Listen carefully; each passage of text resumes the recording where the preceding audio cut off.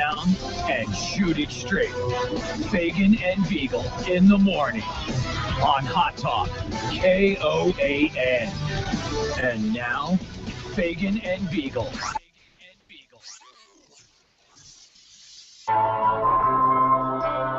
I used to love to watch the broadcast Nightline with Ted Koppel. Because Ted Koppel was such a great interviewer. And yeah, he was harder on conservatives than liberals, but he was a really strong interviewer. I learned a lot personally from Ted Koppel. I liked his hair. After 9/11, he went on this thing about 9/11's our fault. Because he was a liberal, obviously. And his that was his shows for first 4 weeks after 9/11. Why do the Muslims hate us? Because we deserve to be hated. I mean, literally, that was his theme. And his ratings just plummeted. And I couldn't watch it. So that's when I stopped watching Nightline. Because that was, patriotism was such a huge thing. It was. And it was such a ridiculous premise, that we deserved 9/11. Frankly, Ron Paul tends to hint at, because we have bases in the Middle East, where that's why they hate us. They hate us because we stand by Israel and we don't bow down to Allah. That's why they hate us. But I used to love the way Ted Koppel, when he had a really good interview going, he would say toward the end of the show, he said, I have to warn our affiliates, we may go over tonight. And I thought, this is getting good. Oh. I mean, he would literally have the power to do that. And then, so I said all that to say this. I want to warn our affiliates, because we may go long today. This may be longer than a 3-hour show. We have so much to cover today. There's so much going on. So all of our 4 affiliates out there, be ready. Any internet or it's all controlled. Video stream. It's all controlled by a guy 4 feet from us, sitting here with a big smile on his face, Brian. But he's a powerful man. So many things to cover today. I don't know where to start. I can't imagine. We'll start with the most important. What are we talking about?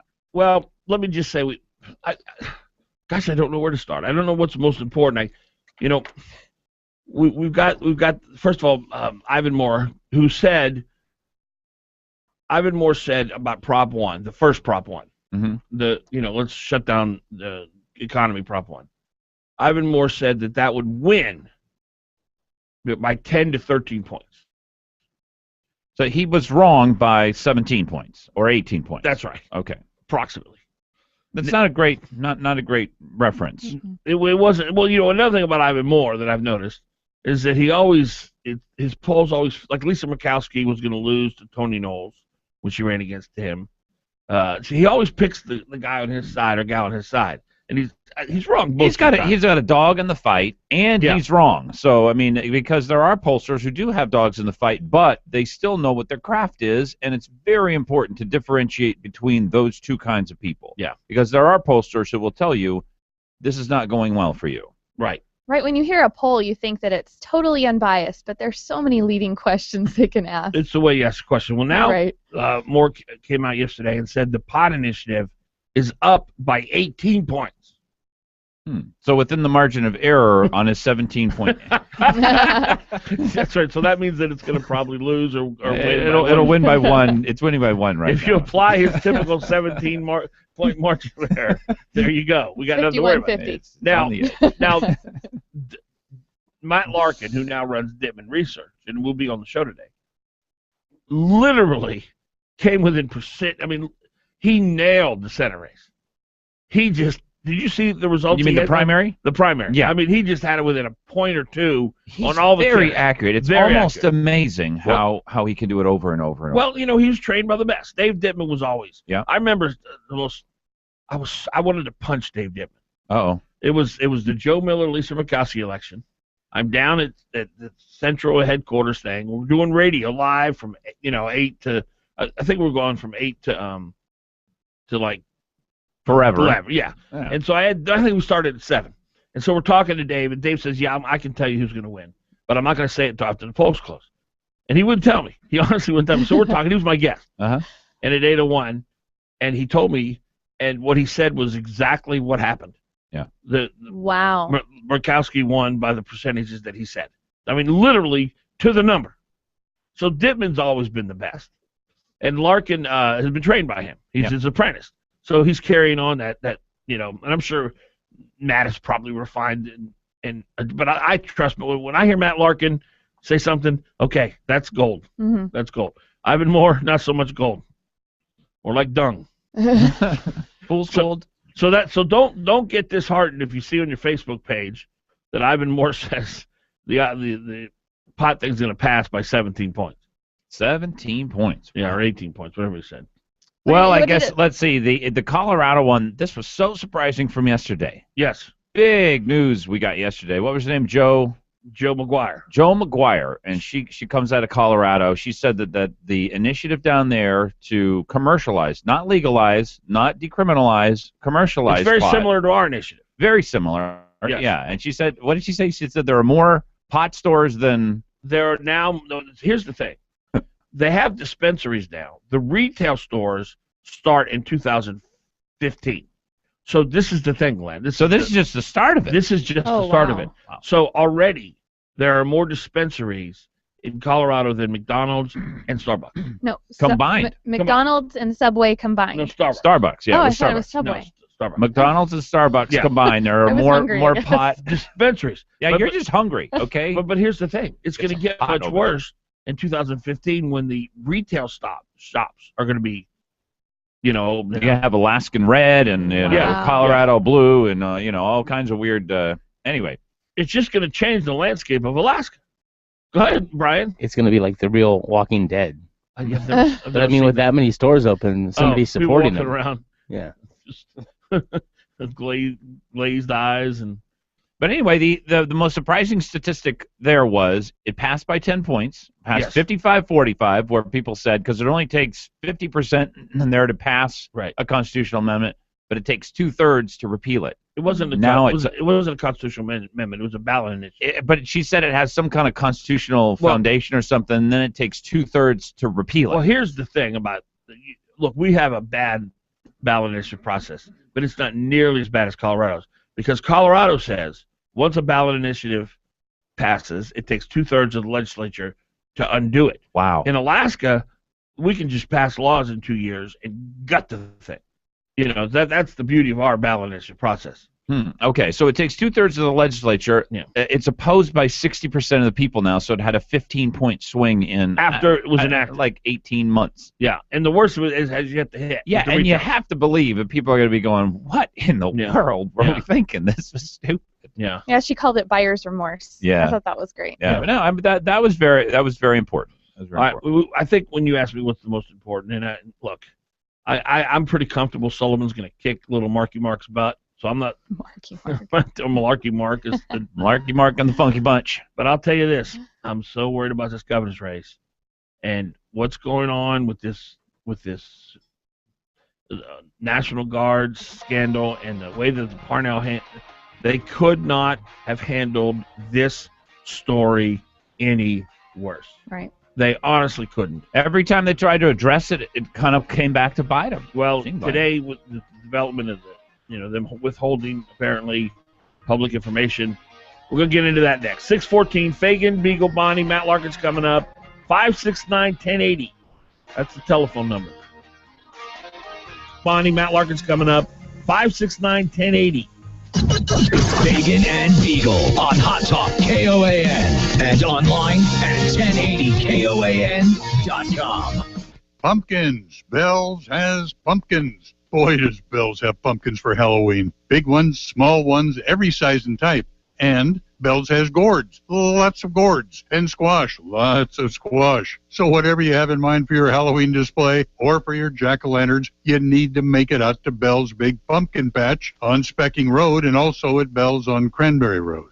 Don't forget See's Candies for your trick-or-treaters. See's has some wonderful Halloween candy. Slightly spooky, extremely tasty, so come and get it. In the gift shop, fabulous Riedel glassware, all wine glasses and Spiegelau beer glasses are 25% off. And every year, Bell's brings to the greenhouse the Great Zappy Silver Restoration event. This year, it'll be October 23rd, 24th, and 25th. Come talk with the Zappy artisans about restoring your silver, pewter, and brass by calling for an appointment at Bell's. 345-4476. Bell's Nurseries and Gifts at Halloween Headquarters, Specking Road and Cranberry Road.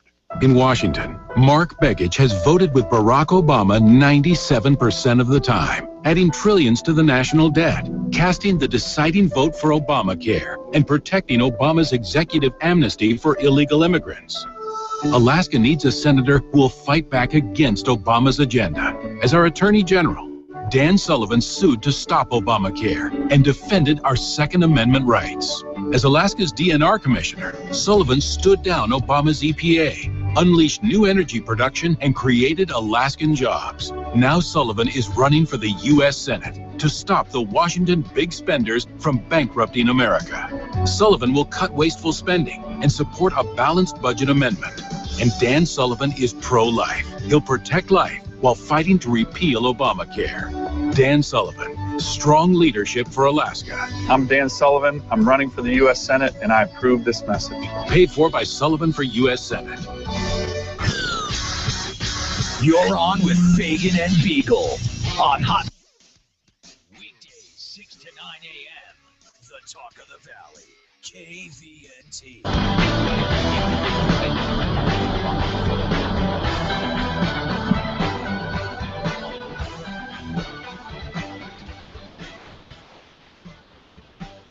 All right, welcome back. Dan Fagan, Glen Biegel, Bonnie Cameron. By the way, I talked to a number of people yesterday. I worked the phones pretty good yesterday, and this show was created. You'll like this, Brian, because I think you're a big part of this. This show is creating quite the buzz. Really? Yeah, I've heard people. A couple of people I talked to yesterday said, "Yeah, I'm always just did you hear on Fagan the other day or Fagan Biegel? Did you hear about this? Did you hear about that?" And we're in the narrative when people are at their water coolers. What happens here, and a lot of it, I think, is the fact that we have these videos that we put on the internet, and we email out and put them on Facebook, and they're professionally done. Yeah, and I think that you put a lot of time into them for free. Well, no, Brian's too. Yeah. So I we're not just radio now, even though we're on 4 signals, 4 different signals. That's unheard of. Mm-hmm.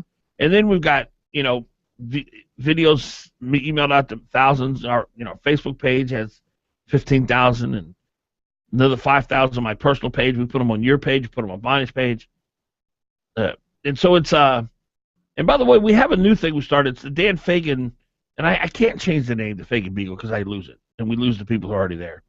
But if you want to join the Dan Fagan Show group, go to Facebook page, type in Dan Fagan Show group, and then just request to be a member, and we'll accept you, obviously. And then just as you are. Then you'll get everything we do instantly, and that way you won't have to wait.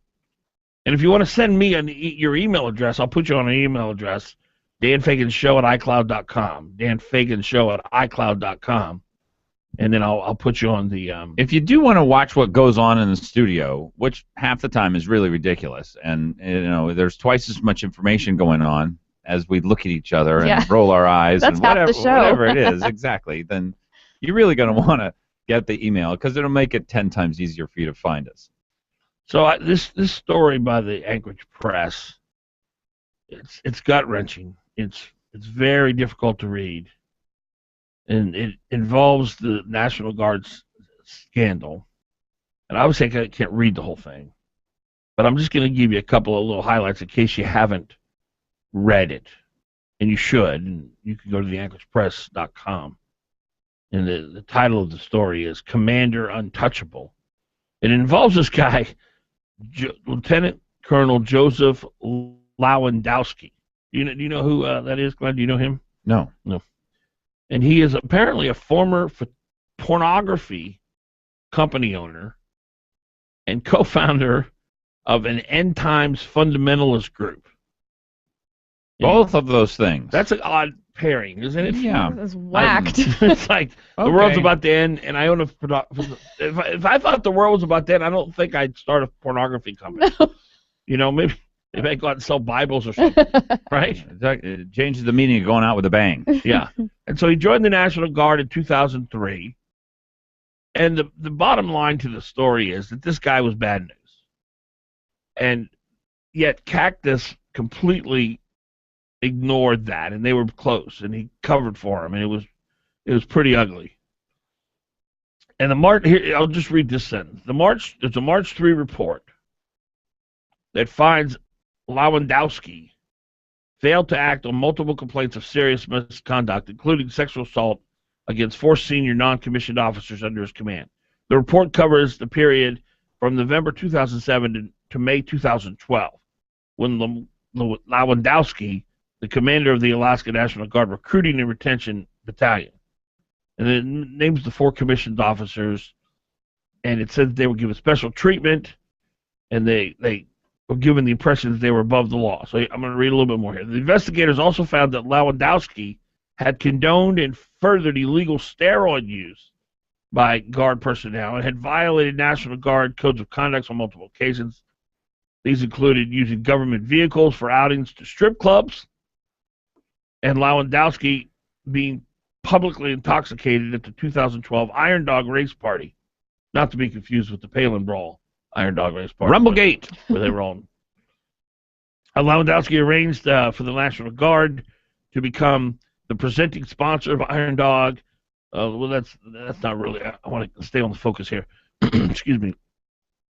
Furthermore, the March 3rd report cites numerous suspect credit card purchases made by Lewandowski using government-issued credit cards. It recommended the National Guard open a separate investigation of Lewandowski for misuse of government funds. The Anchorage Press has obtained U.S. bank transaction records for Lewandowski's government-issued credit card during the period in question. Purchases include plane tickets to Dubai, Sweden. I've always wanted to go there. And payments to luxury children's clothing stores in Paris, $1,500 and $2,000 bar tabs in Anchorage and Juneau. The top-ranking Alaska National Guard officers who received the March 3rd report on Lewandowski included Major General Thomas Cactus, who was at the time the commander of the Alaska National Guard, Brigadier General Catherine Jorgensen, that's the one who was fired but rehired. What's her status now? Rehired. Okay. The chief of staff she was at the time the chief of staff of the Alaska National Guard. Cactus was forced to resign on September 4th, the same day that a scathing report of assessment from the National Guard's, the feds, basically. Jorgensen was fired last week, but then rehired. The OSI statement, that's the feds, presented a sweeping criticism of the Alaska National Guard and workplace culture on a wide range of serious issues. We know about all that. But unlike the confidential AR 15-6 report, that's the one that the press is aware of, the OSI assessment does not name Lewandowski. However, it describes a high level of misconduct within the Recruiting and Retention Command during 2008 and 2009. And I want to get down to the part where it talks about the involvement with the Parnell folks. For the next 4 years, Kodiak Entertainment Group, which was operated at least 7 pornography websites, including RoxyPantyRaid.com, 38DDBlonde.com. Well, I'm not going to read the website. Yeah. But this is the guy, you know. He's like a high up in the National Guard, flying everywhere, taking people to strip clubs and National Guard vehicles, and he's running a pornography company. Stellar. So Lewandowski joined the National Guard as a battalion's operation officer from February 2005 to 2006. He served in Iraq in support of Operation Iraqi Freedom. He returned to the Alaska operations in 2006. In November of the following year, the same month, he was promoted commander of the Recruiting and Retention Battalion.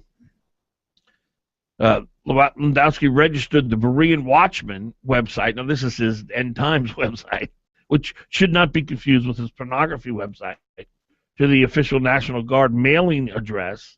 The Berean Watchman site is now registered to co-founder Jay Hall and all this. So anyway, the bottom line is, this is some pretty bad stuff. I'm getting here to the end. For the last year and a half, Lieutenant Colonel Koch and at least 5 other active and retired Alaska National Guard officers have been sounding the alarm to Parnell about the rampant misconduct within the National Guard. They provided the governor's office with detailed allegations, including accusations that Lewandowski was committing fraud and covering up sexual assaults. The email from Koch to Neisig, which is Parnell's chief of staff, was the second that day sent from the command chaplain to the governor's top 8. And here's what the email said. Sir, Maybe I should have waited a day or so that I don't keep up cluttering your email, but things started turning viral, and I just got wind of it today. The chaplain was upset because he had learned that Landowski was going to become the new deputy chief of staff. Yeah, now here's what Koch informed the governor's chief of staff of. Here's what he said. Our recruiting and retention commander, who was mentioned in a previous email for the misuse of government credit card to the tune of $200,000, as well as leading a command known to have ties with the illegal drug trade and many of the sexual assaults of our young women have endured, has just been given a plum assignment as our senior operations as of June 1st. The email continued. Of course, this was orchestrated by Cactus, who has the documented proof of the credit card fraud sitting on his desk. As one officer put it, we are now putting criminals in our senior positions. 4 months later, Landowski was recognized as the new chief of staff in traditional passing of the colors ceremony at the Joint Base Elmendorf. Wow, where to start? Glenn, what do you think? Well, it's devastating. And they promoted the guy. This is exactly what I heard about, just rampant. I mean, you're not talking about an occasional, gee, it was kind of a slip-up, or gosh, this seems a little odd or a little off. Rampant, problematic sexual assault, cover-up, people preventing people from getting justice, women being assaulted after they had gone to command. I'm telling you, there is a deep, dark problem that went on this base for a long period of time. And the difficulty for us, conservatives, we have a blind spot. We trust our military. And that was a horrible thing in this case. You just shouldn't have been trusted. And then, again, if there is anything which Sean Parnell has got the answer for, it's this. And this is what the Alaska Dispatch News knows. They know this for a fact. They know it with absolute certainty, just as they knew that Joe Miller's revelations and using the use of the computer, that was the key. That was the key, because they would not put their life on the line. This is the Alaska Dispatch putting its literal, not figurative, life on the line here for their paper. They know this is the key to this election, that people are made very uncomfortable. Well, for those who don't know, the Alaska Dispatch and AP they're suing the governor's office, saying that there are public records requests that have not been met. Now, if that is the case, and I'll give you the details on how long that they sued and what they asked for and what has been given them. But if the Parnell people are withholding emails that they cannot withhold, which, that's inexcusable, and frankly, that'll, I think, probably cost them the election. Yeah. You ask me what's the most important thing we're going to talk about today, it's probably that. Fagan, Biegel, and Bonnie, 629. Probably that. Fagan, Biegel, and Bonnie, 629.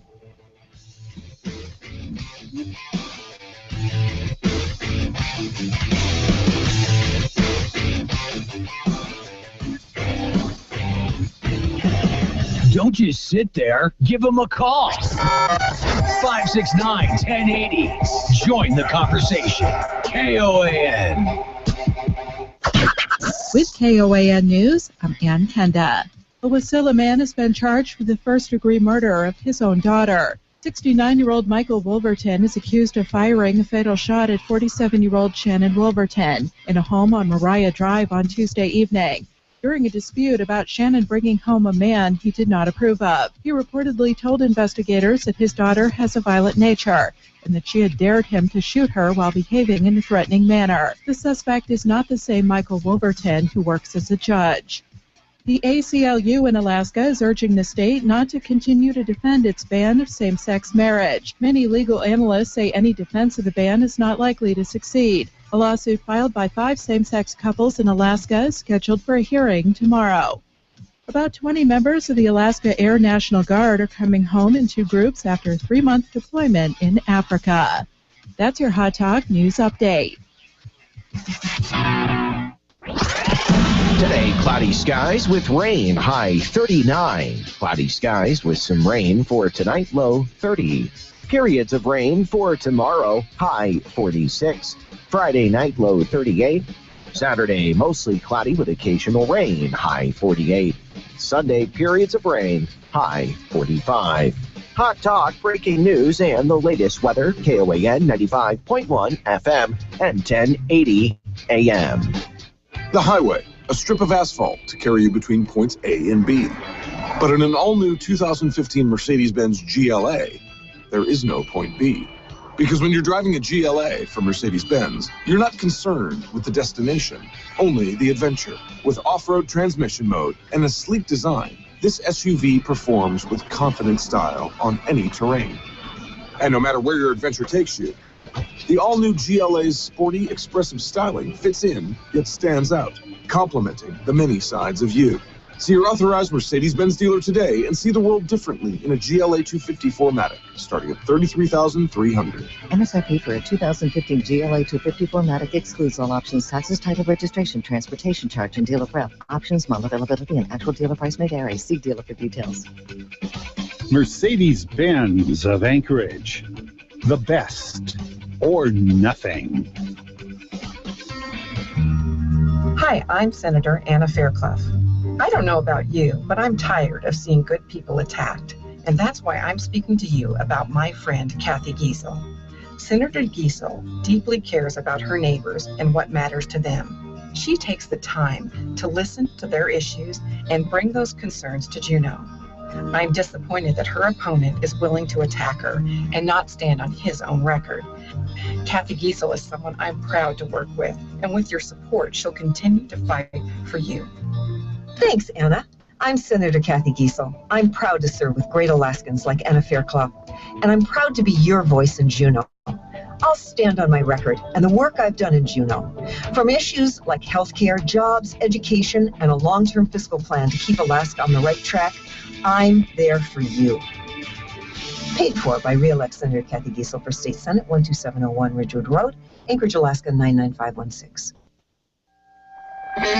Trail Boss Solutions is an Alaskan-owned, nationally recognized top 500 construction and remodel firm. From our handyman services to our award-winning kitchen design and remodel, Trail Boss Solutions is fully licensed, bonded, and insured, and has the experienced professionals to take your project from initial design through completion on time and on budget. Please visit us on the web at trailboss-solutions.com or contact Trail Boss Solutions direct at 646-1403. Alaska's Energy, America's Values, paid for and is responsible for the content of this advertising. Not authorized by any candidate or candidates committee. EnergyandValues.com. Mark Begich is unbelievable. Washington thinks it knows what's best for Alaska, and that's what I'm fighting against every day. Fighting? Begich voted for all Obama's appointments, like Sally Jewell as Secretary of the Interior. Jewell immediately said no to exploration in Anwar and no to a King Cove road. Begich didn't fight Washington. He rolled over, like he rolled over for Obamacare. Now Begich is trying to duck and hide on Obamacare, on oil taxes, on cap and trade, on the IRS scandal, even on Anwar. How can you deliver Anwar, Mark, when Harry Reid says a Democrat-controlled Senate will never allow an Anwar vote? Alaskans can't trust a thing Begich says.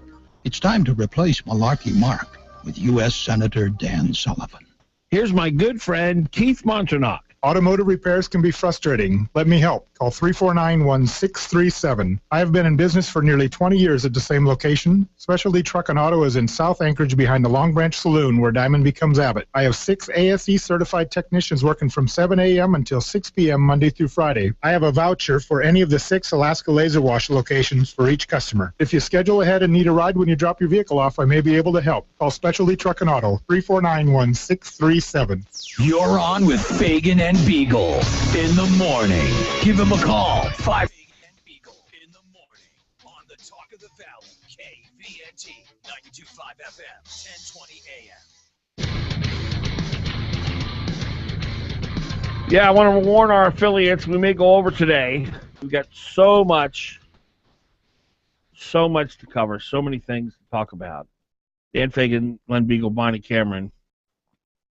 Our number 569-1080. 569-1080. You got to tell me what does your nose say? What you are a reporter for a long period of time. This is a story. There's definitely value to this. This gives us insight into how the government works, the relationship of the National Guard to our government, how Sean Parnell works. Obviously, the Alaska Dispatch is banking on this. They are putting their reputation on the line to try and get this information. And they want to get involved in this election. They wouldn't get involved in an election unless they thought that they could swing it. So they clearly think that this is a big deal. But where's your mind taking you here?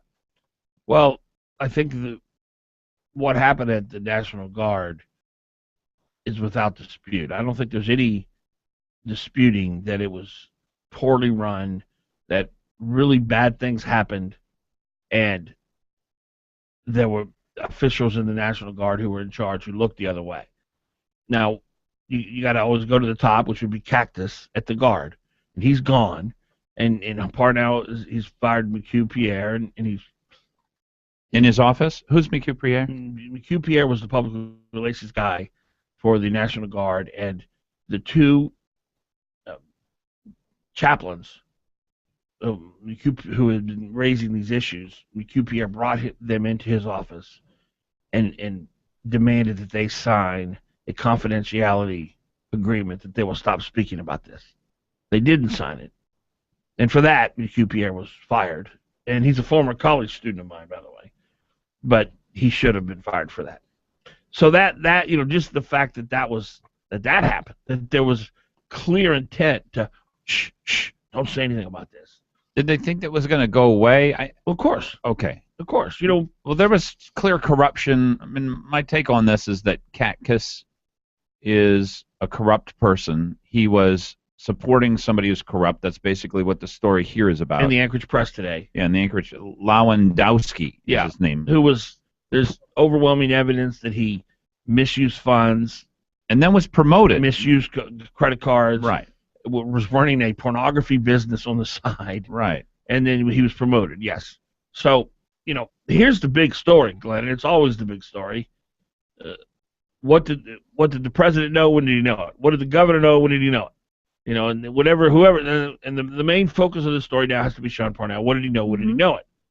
Now, what I think is the most damning thing that I've heard up to this point, as far as Parnell, what did he know? When did he know it? Is that there are public records that he has yet to release. And let me read to you what this is. The Dispatch and the APRN have joined forces to sue Governor Parnell's administration to get documents relating to the scandal. And here's the claim in the lawsuit.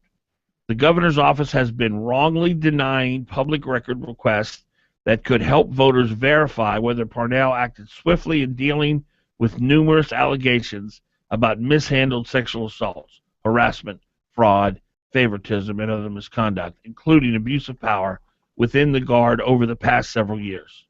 The two media outlets made the decision to sue after public records requests by their reporters were met with long delays and ultimately rejected by Randy Roraro, the policy director and special counsel in the governor's office, in broad, sweeping denial letters. It took the state 4 months to deny APRN's records request, more than 3 months to deny Alaska Dispatch news request. And I will tell you, that's quote unquote. As a reporter who has filed hundreds of public records requests and seen government, especially in Louisiana, government official after government official after government official illegally not fulfill those. It's a joke. And it always is, in my opinion, the worst case scenario for the bureaucrat or the politician, because it clearly shows there's something to hide here. And for the Parnell administration not to release these records, and we're going to get a court ruling on it. But that, you think that'll come soon or before the election? It should. I'm sure it probably will. They were very fast for Joe when they went after us. See, that was odd though. Those were employment records. So you could have your boss say anything you want about you and put it in your file. Mm-hmm. I always thought those were totally private, but this is public records. Basically, this is this will tell us between Cactus and Parnell's people. Okay. Correspondence between whoever it is that was communicating and handling this thing on behalf of the governor, communications between that person and the governor. What did the governor know? What was, and after the Sarah Palin witch hunt, government officials in Alaska have become much more savvy in how to communicate. Mm-hmm. I mean, Private Sarah had emails, her like 2 BlackBerries that were not state, and they sued to take those from her too. But frankly, I think government officials should. I think we should know the communication between government officials. They're public servants. They're not our bosses. They're not our dictators. They're not tyrants. They serve us. Yeah. And if I said when it's part of their public if it's face. anything to do with public issues, Right. And if Sharon Layhouse sends an email to Governor Parnell and says, Governor, this thing at the National Guard is a lot worse than I thought it was, and the governor sends her back something, I want to know what he said. Yeah. And that should be revealed. So, and I'm not saying that happened. I'm just giving a hypothetical there. But so, this really looks bad. This looks bad for the governor's office, and we'll try to figure out why it is they're denying and what they're denying, and we'll try to get their side of the story. You can deny based on what? Like personnel issues. If there's wouldn't you just redact, or you would have to totally deny? No. They let Joe Miller stuff out, so even the personnel stuff, I don't even know. I don't think that was legal, though. I don't think it was either. Yeah. They went after a person's personnel file, which has always been explained to me. This is private information. This is between you and between me, not between anybody else. Not to change the subject here, but you have to understand, when the Joe Miller thing happened, anybody who was anybody was willing to do anything to stop him from getting office, breaking the law, changing the rules, ignoring the law. And it happened. It happened by Dan Sullivan. It happened by Gail Fuunami. It happened by everyone in the division elections. It happened in the courts. It happened in the media. This state, the power structure that was absolutely terrified of the prospect of Joe Miller becoming senator. They were willing to do it. They were willing, and they did do anything to make sure he was defeated. Parnell, I don't know if it's the same. But see, Parnell's now on the other side, though. But these are public records. These are legitimate things that we legitimately should know, because, frankly, I want to know, Governor, why did it take you so long? What did you know? When did you know it? In fact, here's probably and this is why I think he's doing it, because he went through the process. He explained the process that he went through. I had investigations in 2011. I had several in 2012. I had them in 2013 and 2014. I brought in federal officials to try and investigate this. What I think he's protecting are people who got direct information inside his administration. That would be my guess, but I don't know. That's but frankly, not a privilege of his. It's not a privilege of his, and that's what he's got to understand. So you're just assuming there was no correspondence that would implicate him and indicate that he was slow to act. Well, no, I think he was slow to act. I think that they got covering his own butt. They got this information. Well, but he's going to say, as he has already said, I did all these investigations. Every time they came up clean, and until Fred Dyson basically came in and said, "Look, you have to investigate this." I sent it to the feds. It didn't come up clean. That's his story, but I think that there's more to go here. 569-1080. You got any thoughts on any of this? You do? Mm-hmm. All right. Bonnie Cameron's thoughts coming up next, exclusively on KOAN KVNT. All right. Bonnie Cameron's thoughts coming up next, exclusively on KOAN KVNT. You're on with Fagan and Biegel. Give him a call. 569-1080. KOAN. Well, howdy, I'm Nick Worthington, Ford Giant, Worthington Ford. And folks, we're having a huge sale. Right now, you can get friends and neighbors pricing automatically on any and all new 2014s in stock. That's the official pricing set by Ford. And you can use your PFD today. Here's a Chevy Cobalt, just $59.50. Here's a Chevy Suburban, just $10.9. Here's a Ford Explorer, just $11.9. Here's a Ford Expedition, just $12.9. This is your chance to automatically qualify for Ford's Friends and Neighbors pricing, so don't miss it. And folks, we need your trade-in, so push, pull, or drag it in and you'll get top dollar. It's Giant Worthington Ford on Gamble. ID number 818736 and 06 Chevy Cobalt, number 215898 and 04 Chevy Suburban, number A62358 and 08 Ford Expedition, number B74202 and 07 Ford Explorer. Friends and Neighbors pricing excludes Raptor M Casing fleet deal on approved credit, subject to prior sale. See dealer for detail. Ends October 9th. Oh, it's a big weekend at Noosa City Market when the boatload of live Dungeness crab comes in from southeast Alaska. And Noosa City Market have just received one this week, a full boatload. So this weekend, the special is big and sweet and juicy Dungeness crab. Clicking and a-clacking as they walk around sideways, of course, in the big crab tanks at Noosa and City Market. Pick the one you want, and our loincloth-clad crab divers will rustle them out of the tank for you. The crab are only $9.99 a pound this weekend only, and both stores will cook them for you in their big crab cookers if you wish. In the butcher shops at Noosa and City Market, the barbecue season isn't over yet, and they have great free-range chickens on special, just $2.09 a pound, a delicious and economical meal that everybody loves. $2.09 a pound at Noosa and City Market. Have you had a chance to try Noosa jumbo avocados? They are terrific. Great price, too, for these big boys. Jumbo avocados, 2 for just $5. Noosa in Midtown, City Market, 13th and I. Hot Talk KOAN, man. You're on with Fagan and Biegel. 1080 KOAN.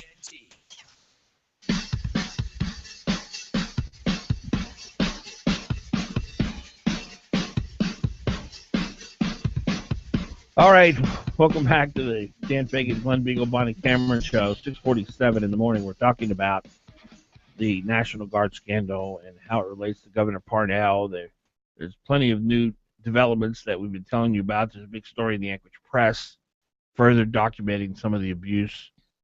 And one of the culprits in a lot of the scandal, it's discovered by the Anchorage Press, was actually promoted recently and still remains in that position. We also have reported to you this morning that the Alaska Dispatch and APRN are suing the state because they claim that the governor's office has not released public records pertinent to the scandal. We've not yet got a response from the Parnell folks on that yet. That broke late yesterday. Bonnie, you got a thought? Well, it struck me when you were talking about McHugh Pierre and how he had asked those two chaplains to sign the confidentiality agreements. Regarding the scandal. Right, and then they didn't. That if this was the Obama administration, just to play devil's advocate here, we would be saying those people, or McHugh Pierre knew what he was doing. He didn't have to be told what to do because he already knew what Sean Parnell would want. Well, we would be saying that about the Obama administration because I've said that about the IRS scandal. Because we're conservatives, our bent is less trusting of Obama than Parnell. Yeah, I think that's probably true, which shows that you should always put aside your bias. I would imagine, because there's precedent too, though, Bonnie. Barack Obama is a man who has broken the law repeatedly as the president. He has changed Obamacare at whim illegally 30 times. So he has displayed a record of not caring about the law or the Constitution. I've never seen anything that Governor Parnell has done that blatantly, well, actually, that's not true. There's the Nancy Dahlstrom and the Gene Theriault scandal. He hired them illegally. He had to know that was not legal. So I guess there's that precedent. I hear what you're saying. My natural thought, and this probably is my bias, is that, well, I'm sure Parnell didn't ask McHugh to do that. I'm sure it was Cactus. But you're right. As a conservative, I want to believe the best about That's what we're good at. We're good at holding our people accountable, anybody accountable, but even our own. The Democrats won't eat their own alive. We do. Well, Glenn, what's your thought? You think that this is the most important thing that Parnell has to address in order for him to remain as governor? I have thought that for a while, and I don't think he's addressed it well. He basically has given his side of the story, and the only reason for him to keep away the information that they're seeking from public records is because he's going to lose his narrative for what happened in the story. Yeah, we need to know the correspondent. We need to see Pierre's emails, all of them, regarding that confidentiality agreement. Who told him to sign that? For the governor, it could have been McHugh just figured it out himself. Yeah. I doubt that, but that you never know. But if we can look at the documents and the correspondence, well, my understanding is Katkus had a very strong personality, and he was able to convince a lot of people. Look, I am doing what's right here. He convinced the governor of it. He convinced the legal structure of it. He was able to operate this base for years and years and years under these clouds that were forming all around him. He's just very good. He's probably a sociopath or whatever. I mean, I don't know what kind of a person. Oh, that's pretty strong. Well, no, I mean, basically sociopaths are people who are able to lie to your face. And let me put a little disclaimer that the opinions of Glen Biegel are Glen's and Glen's alone, and not a product of Fagan and Associates or the Dan Fagan Glen Biegel Body Show, or KOAN or KVNT. I've been working on it. Or Brian Hoff for a long period of time. Brian's a snake man.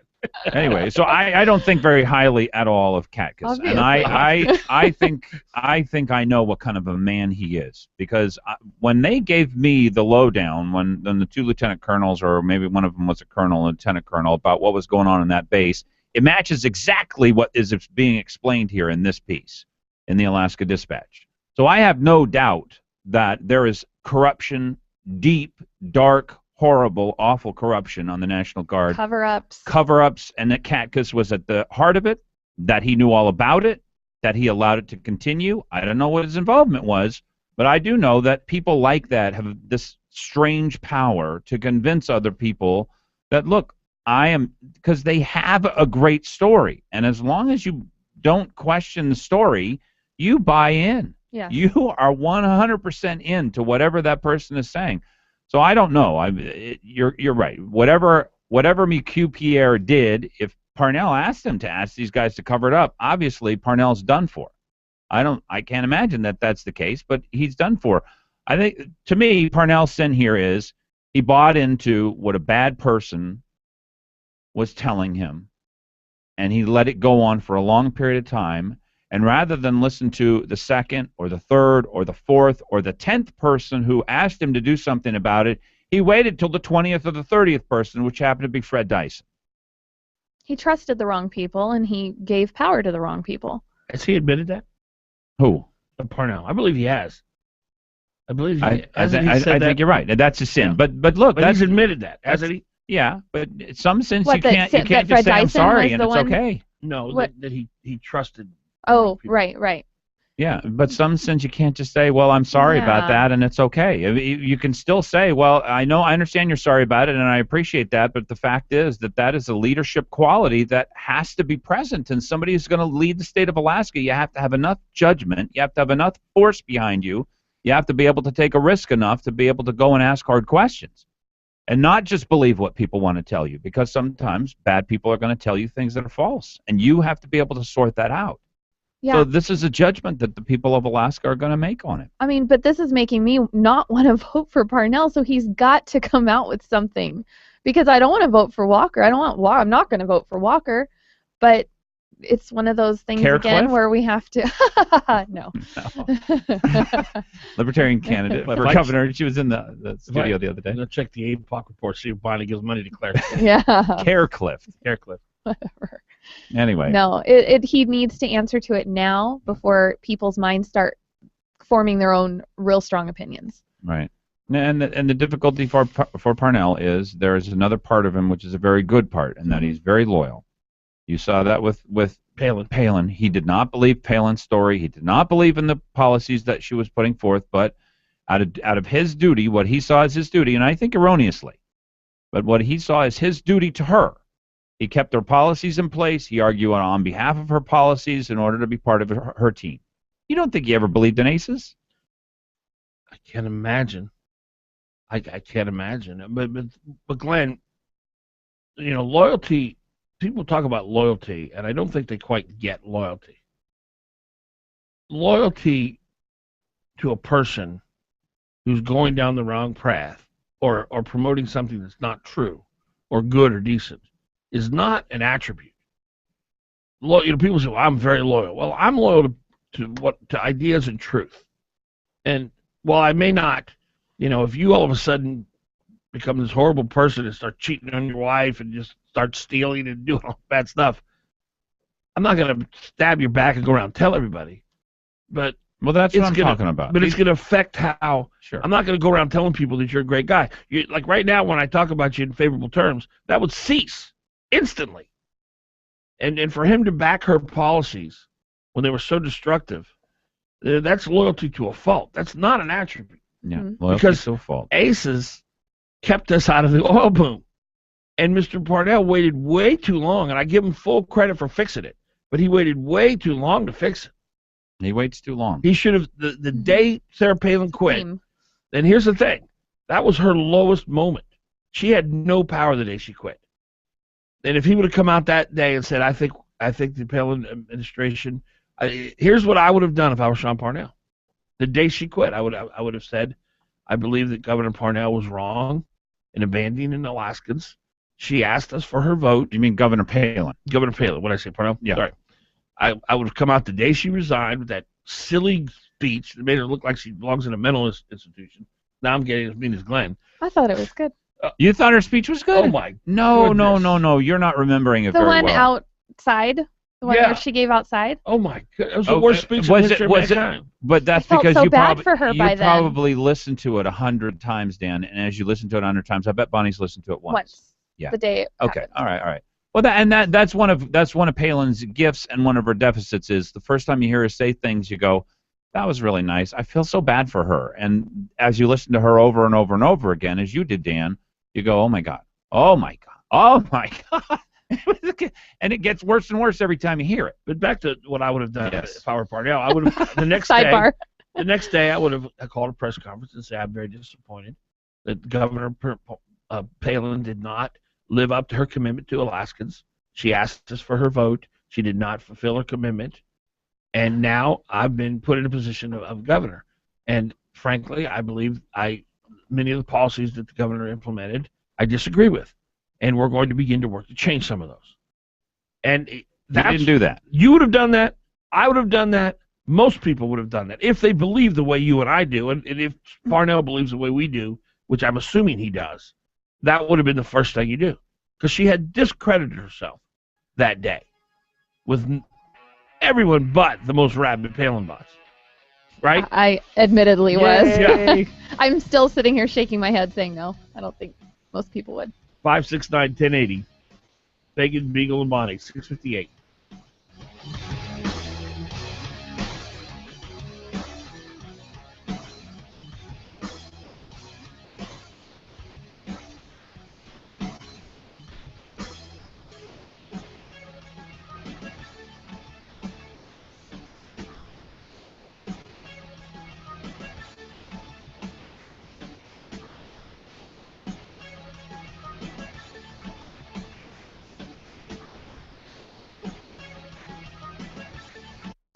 October is National Pizza Month. Just hearing the word pizza brings a smile to almost everyone's face. And Sicily's Pizza wants to make you smile 5 times as big with their National Pizza Month special. Get as many as 5 medium 2-topping pizzas for only $9.99 each. Whatever style you like. For fast delivery, call 333-8000 and order the Sicily's National Pizza Month special. 333-8000 or order online at SicilysPizza.com. Best ingredients, best pizza, Sicily's.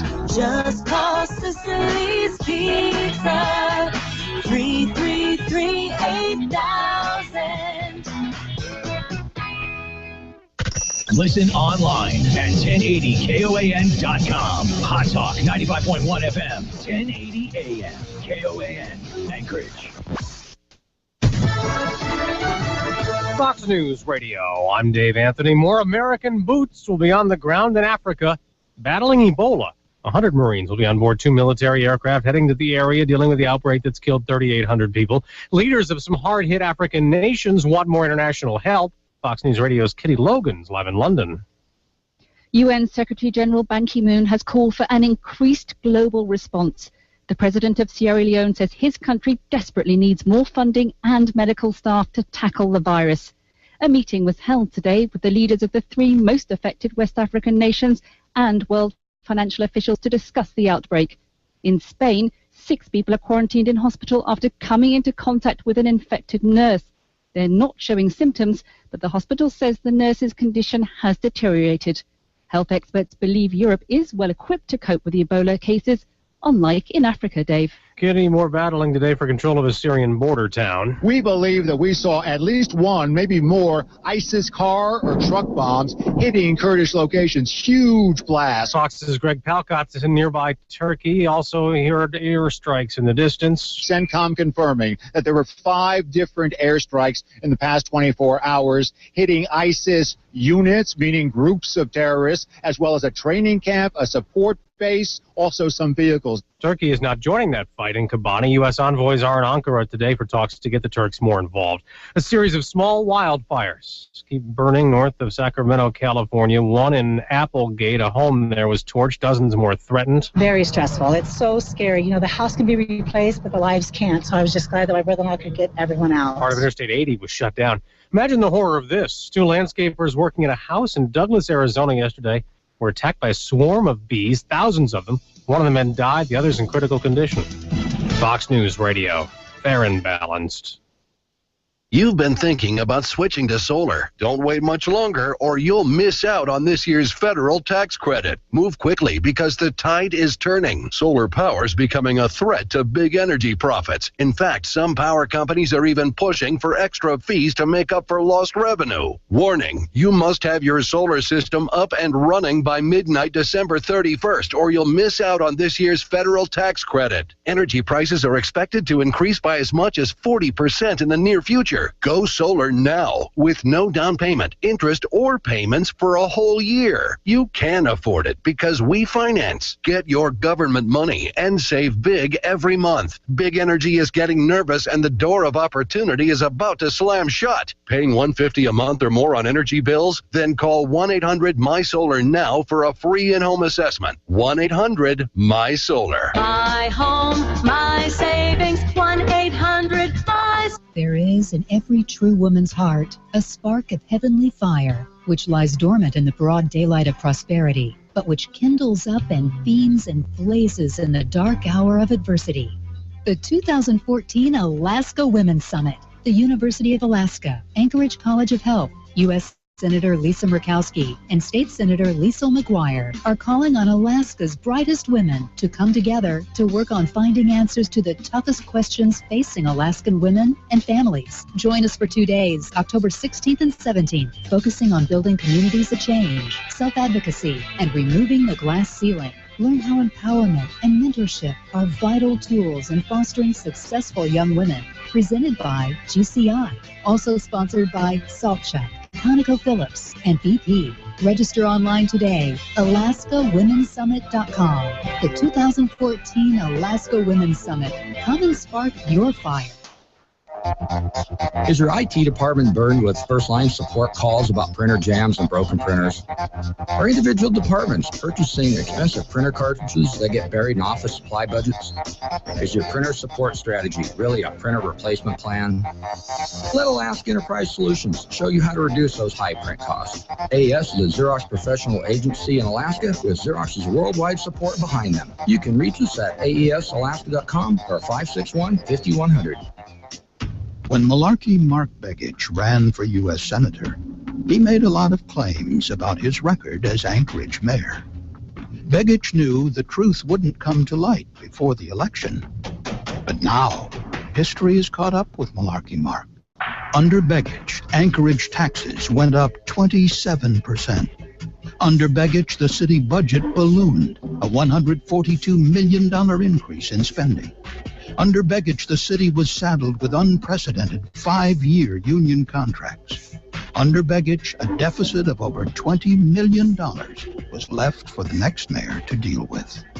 Begich left Anchorage in serious trouble. Alaska's Energy, America's Values paid for and is responsible for the content of this advertising. It's time to replace Malarkey Mark with U.S. Senator Dan Sullivan. Not authorized by any candidate or candidates committee. EnergyAndValues.com. When I grew up, I wanted to be a pro basketball player. An elementary school teacher. Oh, an Olympic gymnast. No matter what dream you choose or where you are in life, your local Country Financial representative offers helpful advice on everything from auto and home insurance to financial planning, education to retirement, and business insurance too, so that you can continue to grow and dream. For more information, visit countryfinancial.com or call 1-866-COUNTRY. Country Financial. Grow your own way. You're on with Fagan and Biegel on Hot Talk KOAN and online at 1080. The Talk of the Valley, KVNT. You know, one thing about the media, Glenn and Bonnie, as a member of the, as a journalist, a legitimate, solidified journalist for many years. I'm not a journalist now. And I taught journalism at a college level, so I've got a little experience in this realm. And there is a feeding frenzy component to journalism. Reporters, they go about their day, and most of what they have to report on is, car crashes and murders and, just boring, run-of-the-mill stuff. Most journalists have formulas that they follow: who, why, what, where, when. You answer those questions, you're done, you go home. It can be mundane and boring, frankly. But when you smell a scandal as a journalist and you sense that someone's trying to hide something, there's like a blood in the water for sharks. If you're conservative. No, not always. Not always. I would say. Well, most times. Oh, yeah. Most times. Yeah. But not me. You look at the 2008 contracts. Begich promised that he would pass them before he got out of office. They didn't do one bit of investigative reporting. If there's conservative corruption involved, then they're all over it. I'm just talking personally. Okay, go ahead. But you're right. 85%. Let's clarify. Like when the feeding frenzy with Joe Miller and Sarah Palin. Oh. Obviously, no liberal would ever undergo that scrutiny. Mm-hmm. And we're going to see it here with Parnell. Because, this Walker-Malott ticket is the dream of every leftist. Disguising leftism as a unity ticket. It's the only chance they have in Alaska. Because Alaskans, most of them, don't embrace leftism. But if you can disguise it, because there are plenty of conservatives going to vote for this leftist ticket. Mm-hmm. A lot of people are going to support the Mark Begich endorsed ticket for the first time in their entire lives. Right. And so it's a great opportunity for the left. So, there's all these, you're going to see the media go after this National Guard thing. Now, there's a story in the Alaska Dispatch, and, we know when the Alaska Dispatch is coming after you, you're in trouble. Mm-hmm. We saw that with Joe Miller. They're going to come after you until they get you. They will. Now, Joe Miller gave them a lot of ammunition, so it wasn't that hard, but they were clearly driven. It didn't have anything like this National Guard thing, though. I mean, using a computer to answer a poll, when you were working for the borough up in Fairbanks, is not exactly this National Guard scandal. No, but Joe Miller ran the single worst campaign I've ever seen. Yeah. I mean, I was a big part of that, so thanks. He was new. You didn't. No, I didn't suggest that he didn't answer questions. Right. In fact, that was the exact opposite of what we told him. And you didn't tell him to hire these crazy security guards. It had to be trouble. You knew they'd be trouble. No, well, nobody knew that, but they're required that he have security. But you don't go out and get these crazy fringe. I know that the person who did it, and I know that they sit up nights every night. Dang it! Yeah, why did I but do it that? does show that who you decide to delegate things to is key. I mean, so anyway, that's too. My main point on all that is we're gonna see a feeding frenzy here. So just take it with a grain of salt. But Parnell, he's in for the battle of his life. He's got to figure this out. 569-1080, 569-1080. Kathy, you're on. Hey, good morning. Good morning. So I am not an expert on the National Guard, but I have been involved with the National Guard here in Alaska for 28 years. My husband and daughter both have served in the National Guard. I think something that's important to understand in this whole situation is the culture of the military. The culture of the military has been rampant sexual assault for as long as I have been involved in the military. You talking about the U.S. military or the National Guard? I'm talking about both. Okay. It's been in both. It's part of the culture because the system, and if you've never been in the military, understanding how the system works is quite baffling. Things do not just move through. Sorry, I had an alarm go off. Oh, that's right.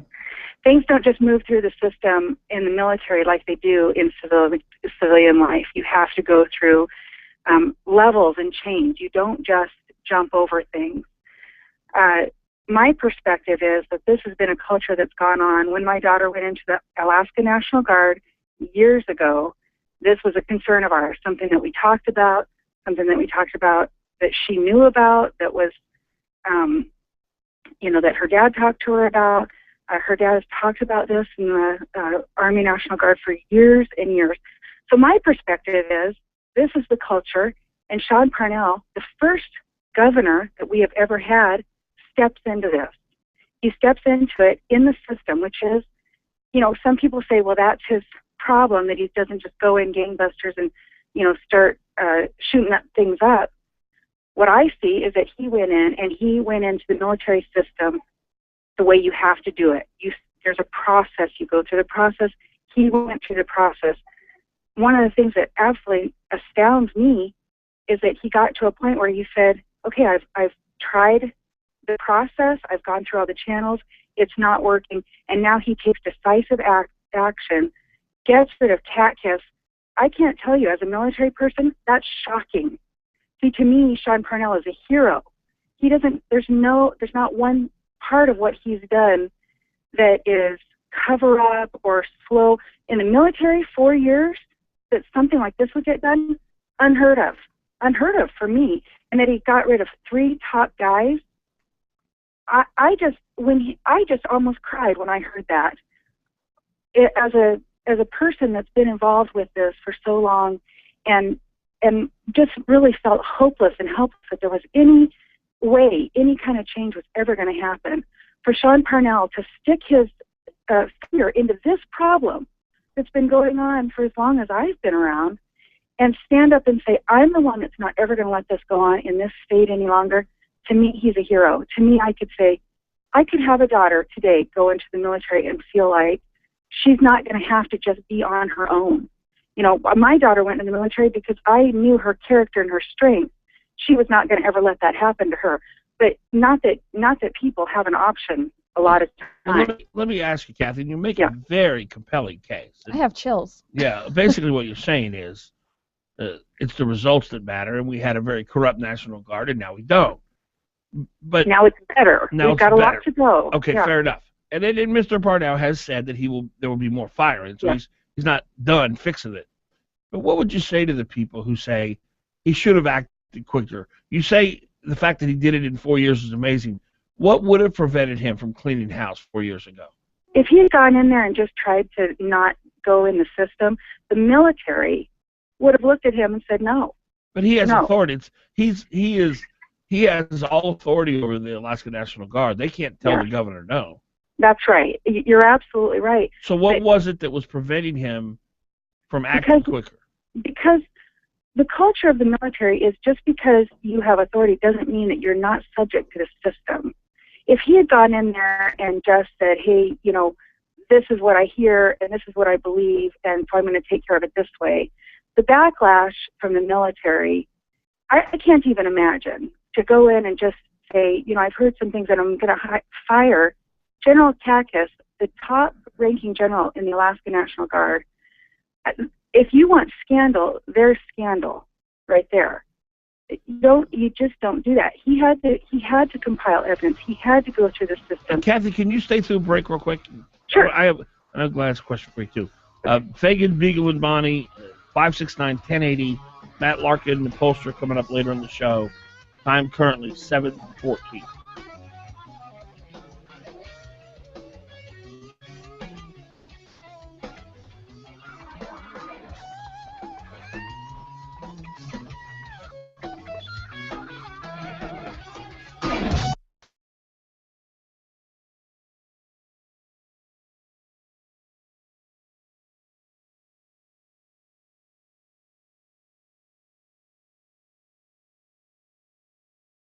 Hot Talk KOAN and online at 1080KOAN.com. Oh, it's a big weekend at Nusagian City Market when the boatload of live Dungeness crab comes in from southeast Alaska. And Nusagian City Market have just received one this week, a full boatload. So this weekend, the special is big and sweet and juicy Dungeness crab. Clicking and a-clacking as they walk around sideways, of course, in the big crab tanks at New Sagaya and City Market. Pick the one you want, and our loincloth-clad crab divers will rustle them out of the tank for you. The crab are only $9.99 a pound this weekend only, and both stores will cook them for you in their big crab cookers if you wish. In the butcher shops at New Sagaya and City Market, the barbecue season isn't over yet, and they have great free-range chickens on special, just $2.09 a pound, a delicious and economical meal that everybody loves. $2.09 a pound at New Sagaya and City Market. Have you had a chance to try New Sagaya's jumbo avocados? They are terrific. Great price, too, for these big boys. Jumbo avocados, 2 for just $5. New Sagaya Midtown, City Market, 13th and I. In Washington, Mark Begich has voted with Barack Obama 97% of the time, adding trillions to the national debt, casting the deciding vote for Obamacare, and protecting Obama's executive amnesty for illegal immigrants. Alaska needs a senator who will fight back against Obama's agenda. As our Attorney General, Dan Sullivan sued to stop Obamacare and defended our Second Amendment rights. As Alaska's DNR commissioner, Sullivan stood down Obama's EPA.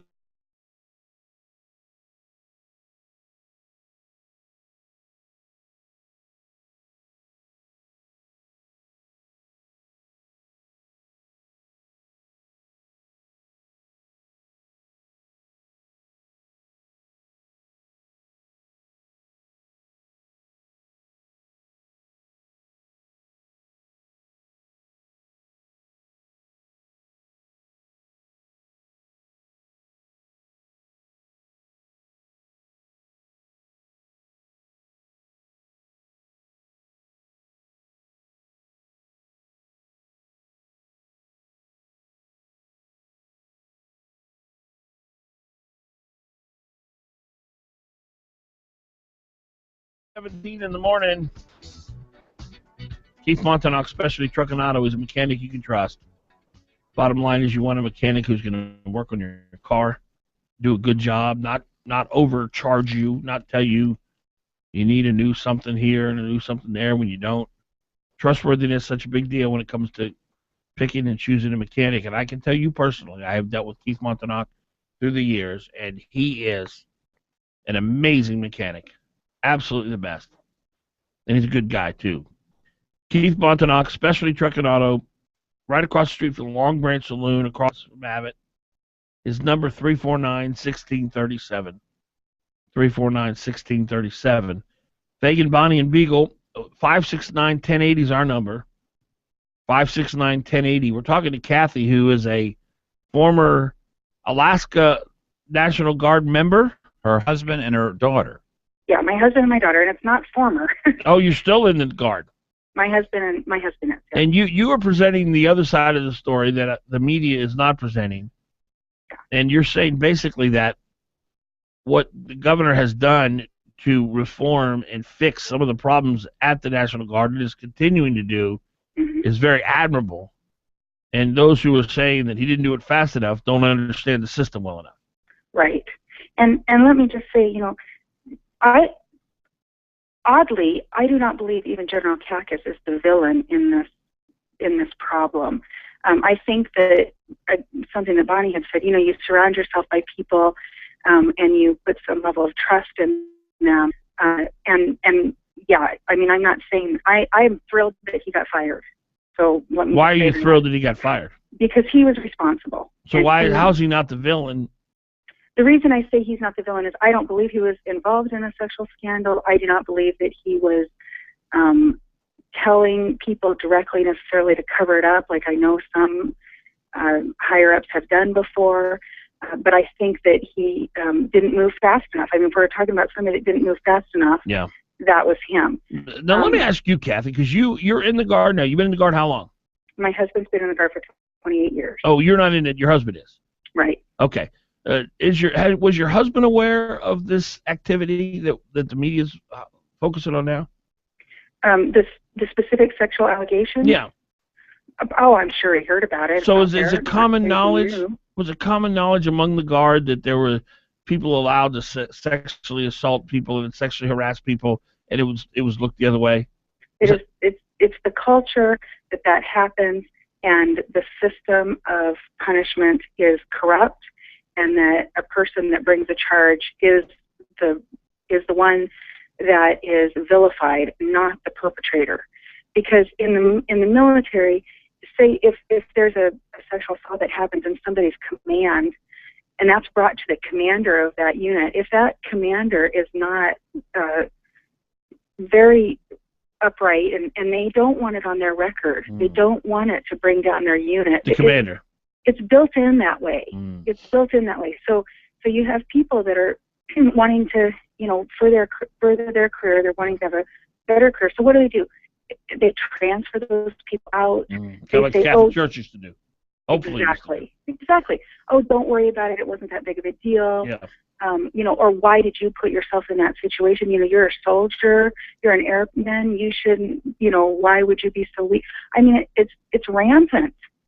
So we all know about it. But you don't think the governor did?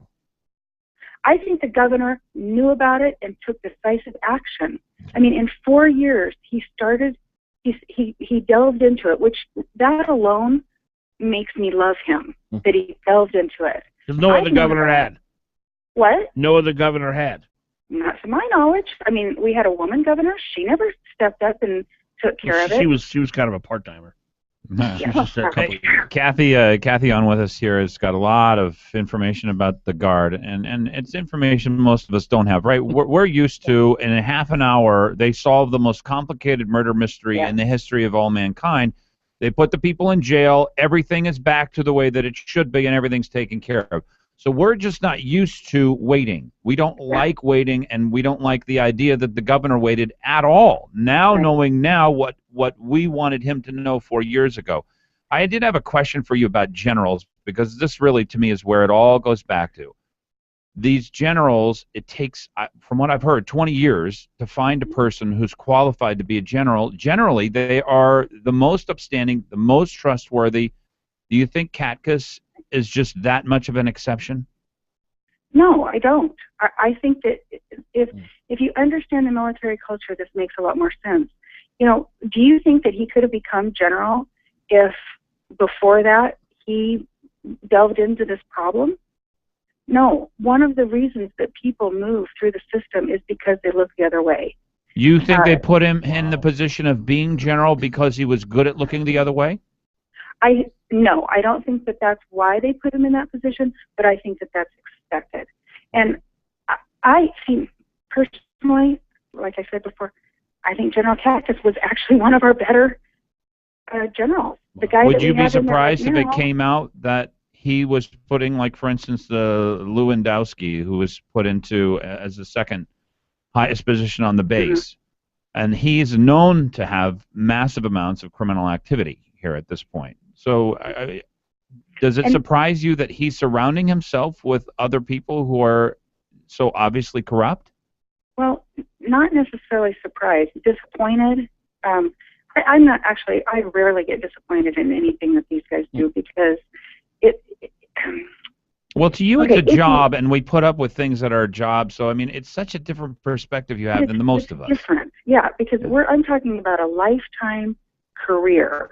A lifetime in the military, a lifetime of this. Kathy, how damaging is this for Purnell, and what does he do? You think that he acted in a great manner, that he finally got this taken care of, and that he moved forward on it. Probably and against. He's continuing to move forward on it. To me, he's a hero. I'm a conservative. I've said in the past, why doesn't he get in there and fight a little bit more? To me, right now, this makes him the world wrestling heavyweight. Well, and that he forwarded it onto the Pentagon is pretty big. It's huge that he's continuing to get rid of these people, that he is, you know what, here's what I see. He knew that this was going to be it's a big can of worms. It's an election year. This is a man that was willing to put his career as a politician totally on the line. Totally on the line, his reputation and everything, to fight for the people that have never been fought for, and that is the regular enlisted everyday military person that has never had anybody stand up for them. And I'm telling you, never had anyone stand up for them. And then Sean Parnell comes along, the governor of our state, and he takes a stand and he says, no, this is not going to happen anymore. It took him 4 years. Hey, if it had taken him 10 years, I would have been shocked. You cannot tell me that this could have happened faster, more efficiently. Couldn't have happened. I think that, we talk about all the time, politicians that will just do anything for their career or they'll make this deal. Okay, here's a politician. A politician will not do that. Yeah, hindsight's 20/20 for the people, and now that the press has got wind of this, it looks bad for the governor. It seems like he waited way too long. I know there are going to be a lot of people out there like you who have been in this, and to them, action does speak louder than words. But this may be the last act of a good man trying to clean up something that he knew was probably going to blow up politically. What is the attitude right now in the military, in the Guard? They want more. They want more. Let's make some real. Let's keep going. Let's not just stop here. So they're not wanting more. I'm sure there's some who are pretty scared right now. And, I'm sure there are. And they should be.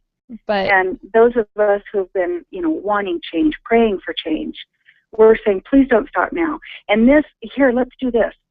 Why don't we, conservatives, or just people that believe in right and wrong, why don't we stand up and say, no, I'm not going to let you slaughter him in the press?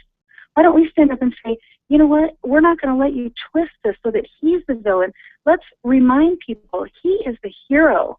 I will vote for Sean Parnell. I have a sign in my yard for Sean Parnell. If Sean Parnell does something that makes me doubt his character, I won't vote for him. I'm not just a follow along kind of person. But to me, to have somebody with that kind of character who's willing to do the right thing over their own political ambitions, shouldn't we celebrate that? Yeah, but frankly, you're the first voice I've heard on this pro-Parnell. We're deluged with so much negative about it. Well, and I can tell you exactly why. It's this military system. If you, like me, for instance, it's almost fearful for me to call and say I have a member of the National Guard. If somebody finds out who he is, there's repercussions. You don't just stand up. And it's not just that people are afraid to stand up. It's also, again, the culture you're taught. You're an enlisted person and you're taught, this is your life, this is your family. You protect the family. You don't go outside and ever. All three of you are saying you didn't know that this is the culture of the military. And I'm telling you that's because people don't talk. It's a very closed. Here I am. I love the military. I love the people in the military. It's a corrupt, closed, difficult system. And I understand that part of it has to be that way because we're there to fight wars. It's not going to be pretty, and people have to be hard and tough. But when you're, when you are unsafe, men and women, as enlisted and officers, because there's no system set up to protect you. And then if you dare say something, you're victimized again, over and over and over again, which we've heard of these women saying that very same thing. Isn't that right? Wow. Kathy, I just want to make sure I'm clear. You, your husband, not you, is a member of the National Guard, correct? Right. Yeah. You've never been in the National Guard? I have not. Okay, gotcha. Well, she's part of it. Yeah. Well, and that's why I said I'm no expert, but if you ever talk to any military families, this is our life. Right. Right. This is what we do. This is what we live. I'm very involved in the military. You're married. You're married to it. Married to it. Had a daughter go through it. I love those. I love military people. Yeah. Because they're in this. Okay. Thank you, Kathy. We're out of time. Thank you so much. We appreciate your perspective. Matt Larkin is coming up next. Fagan Biegel Bonnie. It's 7:29.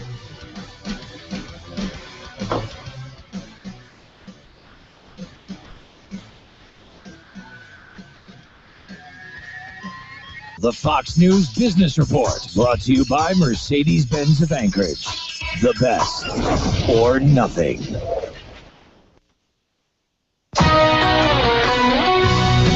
From the Fox Business Network, stocks are lower after soaring to their biggest gain this year. That was yesterday at 11 a.m. Eastern. Today, the Dow's down 144 points. Shares of Apple, however, bucking the weaker market today. Activist investor Carl Icahn urging the company's board to use its massive cash pile to buy back shares. Gap is down more than 11% after the company said its CEO Glenn Murphy will retire in February. He will be replaced by Art Peck, currently the head of Gap's digital business. Gap also reported flat same-store sales for September, hurt by weak sales in its namesake brand. And Kindred Healthcare is buying Gentiva for $19.50 a share, or $720 million in cash as well as stock. The combined company will be the largest rehabilitation and hospice services provider in the country. With the Fox Business Report, I'm Lauren Simonetti. You will not have enough money to retire. It's true. If you're like most Americans, you'll have to work in your 80s to live comfortably. I'm Jesse with Future Advisor. Our chartered financial analysts and math PhDs created software that will look at your portfolio, tell you what the future holds, and show you how to fix it for free. If we can't shave a year off your retirement, we'll send you $100. Take charge of your future, free in just 2 minutes. Call now, 1-800-618-4000. That's 1-800-618-4000. With KOAN News, I'm Ann Kenda. A Wasilla man has been charged with the first-degree murder of his own daughter. 69-year-old Michael Wolverton is accused of firing a fatal shot at 47-year-old Shannon Wolverton in a home on Mariah Drive on Tuesday evening. During a dispute about Shannon bringing home a man he did not approve of. He reportedly told investigators that his daughter has a violent nature and that she had dared him to shoot her while behaving in a threatening manner. The suspect is not the same Michael Wolverton who works as a judge. The ACLU in Alaska is urging the state not to continue to defend its ban of same-sex marriage. Many legal analysts say any defense of the ban is not likely to succeed. A lawsuit filed by 5 same-sex couples in Alaska is scheduled for a hearing tomorrow. About 20 members of the Alaska Air National Guard are coming home in 2 groups after a 3-month deployment in Africa. That's your Hot Talk News Update. Today, cloudy skies with rain, high 39. Cloudy skies with some rain for tonight, low 30. Periods of rain for tomorrow, high 46. Friday night, low 38. Saturday, mostly cloudy with occasional rain, high 48. Sunday, periods of rain, high 45. Hot Talk, breaking news, and the latest weather, KOAN 95.1 FM and 1080 AM. The traffic jam. A stifling halt to your thrilling drive. But in a redesigned 2015 Mercedes-Benz C-Class, that interruption is at least tolerable. With the most luxurious interior in its class and an innovative touchpad, the all-new 2015 C-Class is as exciting to experience standing still as it is in motion. And with its improved acceleration power, your state of comfort continues, knowing you'll make it to your destination on time. To your authorized dealer and see the world differently in a C-Class from Mercedes-Benz. Get the 2015 C300 4MATIC starting at just $40,400. Test drive one today. MSRP for a 2015 C300 4MATIC excludes all options, taxes, title, registration, transportation charge, and dealer prep. Options, model availability, and actual dealer price may vary. See dealer for details. Mercedes-Benz of Anchorage. The best or nothing. Glen Biegel, you have beautiful teeth. Why, thank you, Dan Fagan. That's because my family and I have gone to Dr. Dan Kiley for years. I get scared at the dentist. Dr. Kiley knows people like you are afraid, so he creates a relaxed atmosphere at his office. People actually like going to the dentist for Dr. Kiley. I know it's important to have good dental health. And you look better with good teeth. And Dr. Kiley offers cosmetic dentistry along with general care. Visit Dr. Dan Kiley at lakeotisdental.com. Call him at 562-9209.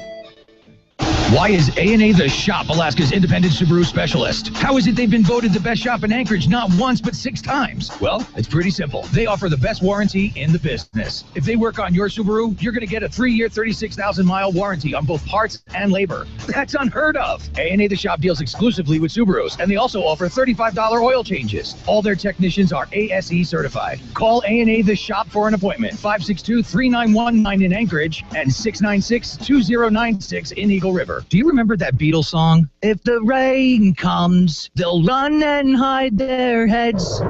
You know which one I'm talking about. Well, if that's you and you're inside your home or office, it's time to call Earhart Roofing. Call Earhart Roofing for all your roofing needs. Flat or pitched, large or small, Earhart Roofing will do the job quickly, and they'll do it right. Earhart Roofing, big enough to serve you and still small enough to care. Call 345-5555. That's 345-5555. Hot Talk KOAN, man. You're on with Fagan and Biegel. 1080KOAN.com.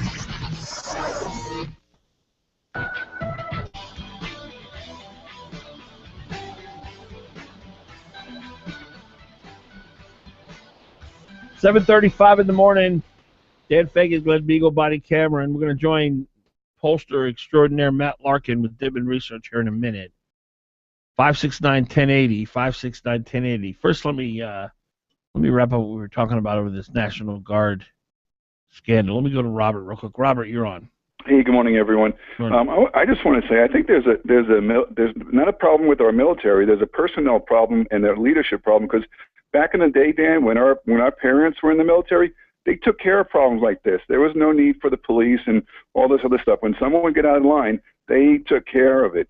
And from what I was listening when the whistleblower guy was on last week, and from what I heard, there's still some open ends that need to be closed, right? Oh yeah, I think a lot of them. No doubt about that. Like there's victims that need to be compensated, and there might still be some predators that need to be either put in jail or kicked out, because if they're left in there, the problem's not solved, and Parnell didn't do his job. Well, he's still in process, Robert, right? Well, I hope so, but he's saying he was misinformed, so he's saying I don't know what's going on. Well, he said that there'll be more firings. Well, and he's initiated a federal investigation, and I think he hired somebody too to help with the cleanup process and work more closely with Mike Briggs yesterday, who's the new. I don't know if that's his name, but yeah, I don't know, Bridges, something like that. Well, Robert, I appreciate your call. Okay. 569-1080. Let's go real quick to Bill. Bill, you're on. Are you there, Dan? Yeah, Bill, go ahead. Yeah, I hate that. I have not been in that particular position, but that lady was so articulate yeah, she was in good. Trying to explain what's going on. I spent 23 years in the military in 2 different services, and it is so convoluted. And Sean Parnell, by the time it gets to that elevation of the system or any system, usually you have to be so careful. And I can remember in the 60s, when this all started about sexual harassment, et cetera, right after Vietnam, et cetera.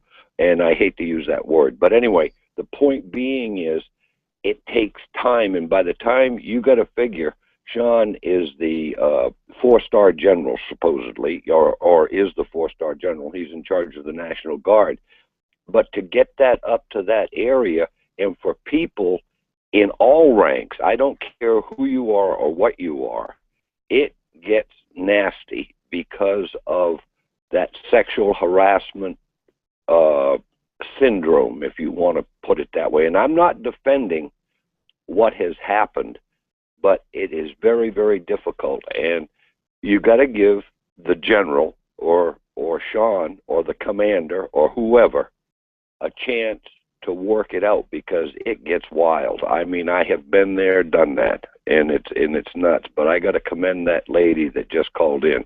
She explained it articulately, and I don't care who tries to defend what went on or how it, because it took too long. It does take a long time, and I don't care where you're at in the system. Bill, I appreciate it. Thank you. See you. Bye. Thank you for your call. Let me bring in Matt Larkin now. And Matt, you're a watcher of all things political. You've got great insight into what makes and breaks politicians and how they do. And this we got a lot to talk to you about, but I want to just we'll wind up this National Guard scandal. And I know there's disagreements on it. I know there's a lot we don't know yet. But what kind of impact could this potentially have on the governor's race? Because you know the media, if it's a conservative, they go on a feeding frenzy. Well, what's going to happen here? Well, you know, Dan, really tough to say at this point. I mean, there's not a lot of time left is the problem, I think. I mean, the election is just really a little over 3 weeks away now. Yeah. So it's really kind of tough to have something like this happen at this stage in an election because perceptions are formed by the headlines or what they heard from somebody, and but the idea that this is all going to get sorted out in 3 weeks in terms of it's pretty tough to imagine that's going to happen. So you think it could have a big impact on Parnell? I think it can have an impact. I think the race was close to begin with. Yeah. So have you done any polling on the governor's race specifically? We think it's close. We think the race is close. Yeah. Neck and neck, margin of error kind of thing? Pretty close race, yeah. Wow. What I think tell me about the different groups that are supporting Walker. How do they come together? Why aren't conservatives worried about supporting Mark Begich and the NEA candidate? I mean, what is it that's going on here? Because there's something new in politics is what I get the sense of. And maybe that happens a lot in Alaska, but this is new. Well, I think conservatives, by and large, are supporting Parnell. Your polling shows that? We're seeing that. The thing with Walker still has a lot of unknowns. We're seeing that... That's helpful in politics, by the way, because people put their own hopes and their own dreams and their own desires on you when they don't know you all that well. Right, and it's a lot. I mean, I'd probably estimate about 40% of the public would say that they don't have an opinion or they haven't heard of him. Of Bill Walker. And he's 40%. He's in a close race with... Is that partly Parnell's failure here to not let people know, gee, this is who I'm running against? At least you ought to know who you're voting for. I mean, that seems to be part of politics. Well, I think it has to do with the dynamics of the race this time around. I mean, I think when it was a three-way race, nobody cared. People were looking at it a lot differently, right? Yeah. And then all of a sudden, it's a two-way race. So that development has happened pretty quickly, and so. So you say most conservatives are voting for Parnell. So does your polling indicate to you what percentage of the state would characterize themselves as conservatives? Yeah, we have that. What would that be? It's most people would say. Well, we actually break it down into kind of two slices. Some people say they're very conservative. A lot of people say they're more somewhat conservative. You notice he looked at me when he said very conservative, and then he looked at you when he said somewhat conservative. Well, I'm just.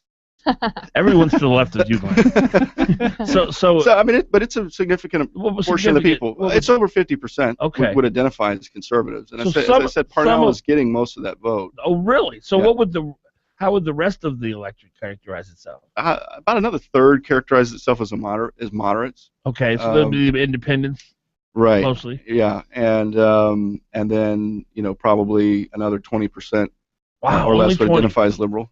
Wow, and yet that's kind of nationally what it is too. About 20% liberal. Is very few people actually think of themselves state, as liberal. So it's still neck and neck with that. So that means a lot of independents are going for Walker.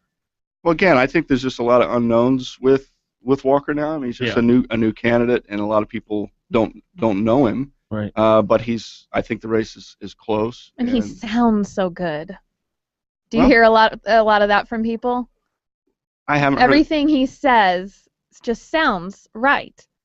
Well, I think he's done a good job of introducing himself, and he ran before, and he I think he had benefited from that previous run, and he did much better than most expected the first time he ran. He did. So we'll have to just see how it plays out here over the next couple of weeks, but no question, this issue is a tough one for the campaign to deal with this late in the game. We want to talk about the marijuana initiative. We got to take a quick break though. We're here with Matt Larkin, who has a new poll out on the marijuana initiative, and of course it contradicts Ivan Moore's poll, which Glenn and I have come to determine that Ivan Moore's polls typically come with about a 17 percentage point margin of error. So, in one direction. That's huge. So that's how we look at against his clients. Yeah. So we'll see who's right here. Matt Larkin is our guest here in the studio. Our number 569-1080, 569-1080. We're also streaming video online live on danfagan.us. KVNT, KOAN, Fagan, Bonnie, and Biegel. Stay with us.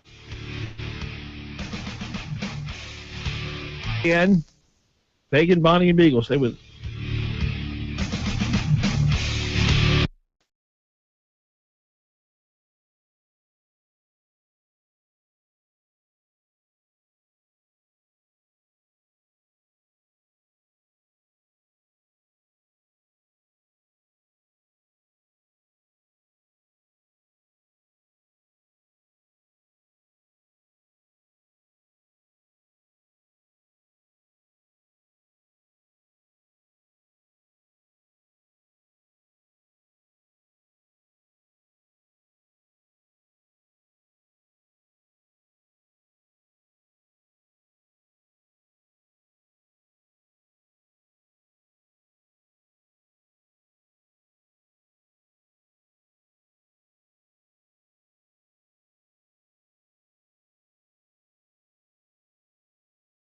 Pizza brings a smile to almost everyone's face, and Sicily's Pizza wants to make you smile 5 times as big with their National Pizza Month Special. Get as many as 5 medium 2-topping pizzas for only $9.99 each, whatever style you like. For fast delivery, call 333-8000 and order the Sicily's National Pizza Month Special. 333-8000 or order online at SicilysPizza.com. Best ingredients, best pizza, Sicily's. Just call Sicily's Pizza. 333-8000.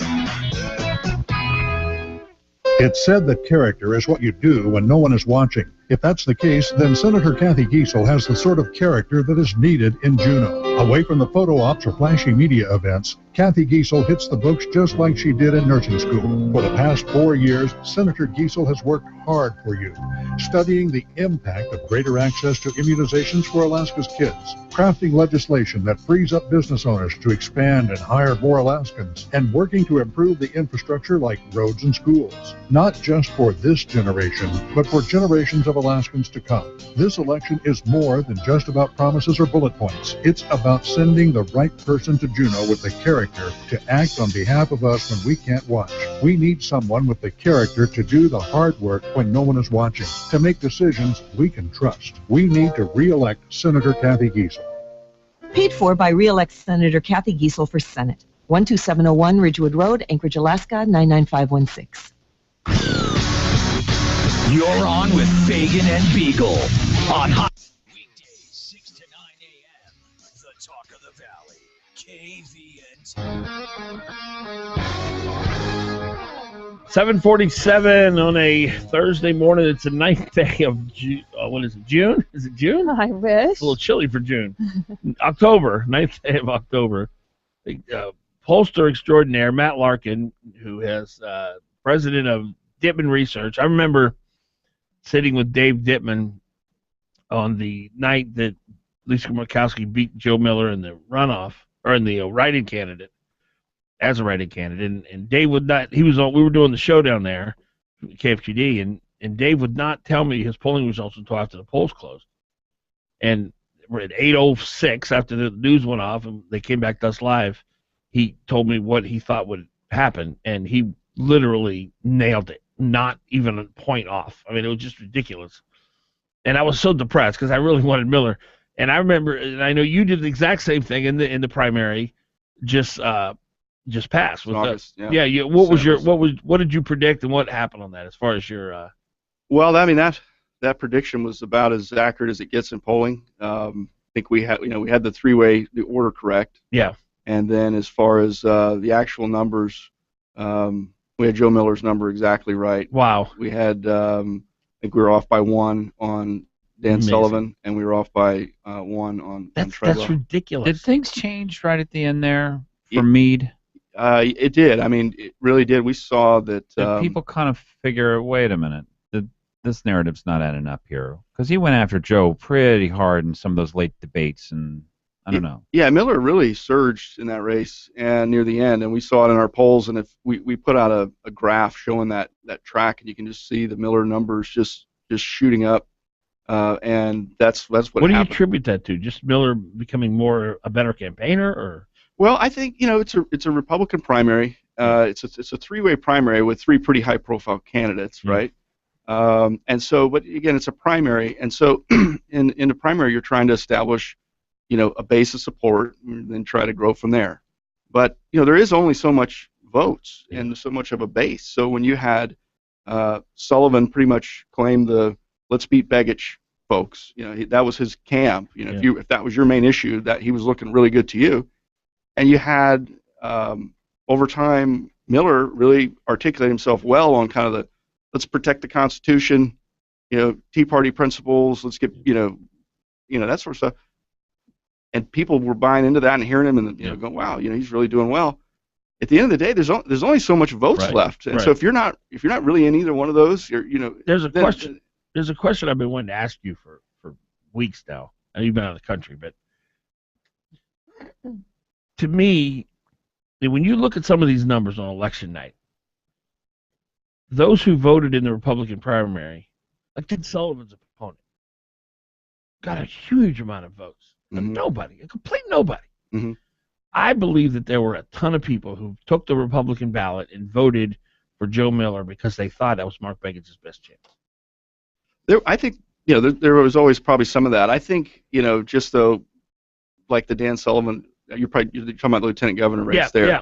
And, winning 70% in a two-way race is but huge. It's a nobody. Well, it is, but anytime you're a high-profile figure, the mayor of Anchorage, there's going to be 30% of the people that just say they're going to vote for the other guy. So that doesn't offer evidence to my scenario. Well, I don't know if it does in that case, but I don't disagree that there are opportunities and situations like that for folks from the other side of it to try to but there's no meddle. But it's hard. It's harder. I mean, you see, it would really take a concerted effort to pull off. But I'm I sure don't you had know. an individual. If I'm a liberal and I'm not registered as a Democrat, I'm going to vote for Joe Miller if I want Begich to win. It doesn't take that much coordination. Well, no, I think there probably were some of the folks that did that. I saw some of the comments, on the ADN about that's what they were going to do. Vote. They were saying vote yes on one and vote for Miller. Right. So, right. I mean, I saw some of those comments. I'm sure there were some people doing it, but. Let me take a call for you, 569-1080. We do want to talk about the marijuana initiative. Steve, you're on with Matt. Oh, no, we're not. Okay, let's get into the polling now. You did a poll when on the marijuana initiative? We did it last week. Yeah. Last week. Yeah. And the results were?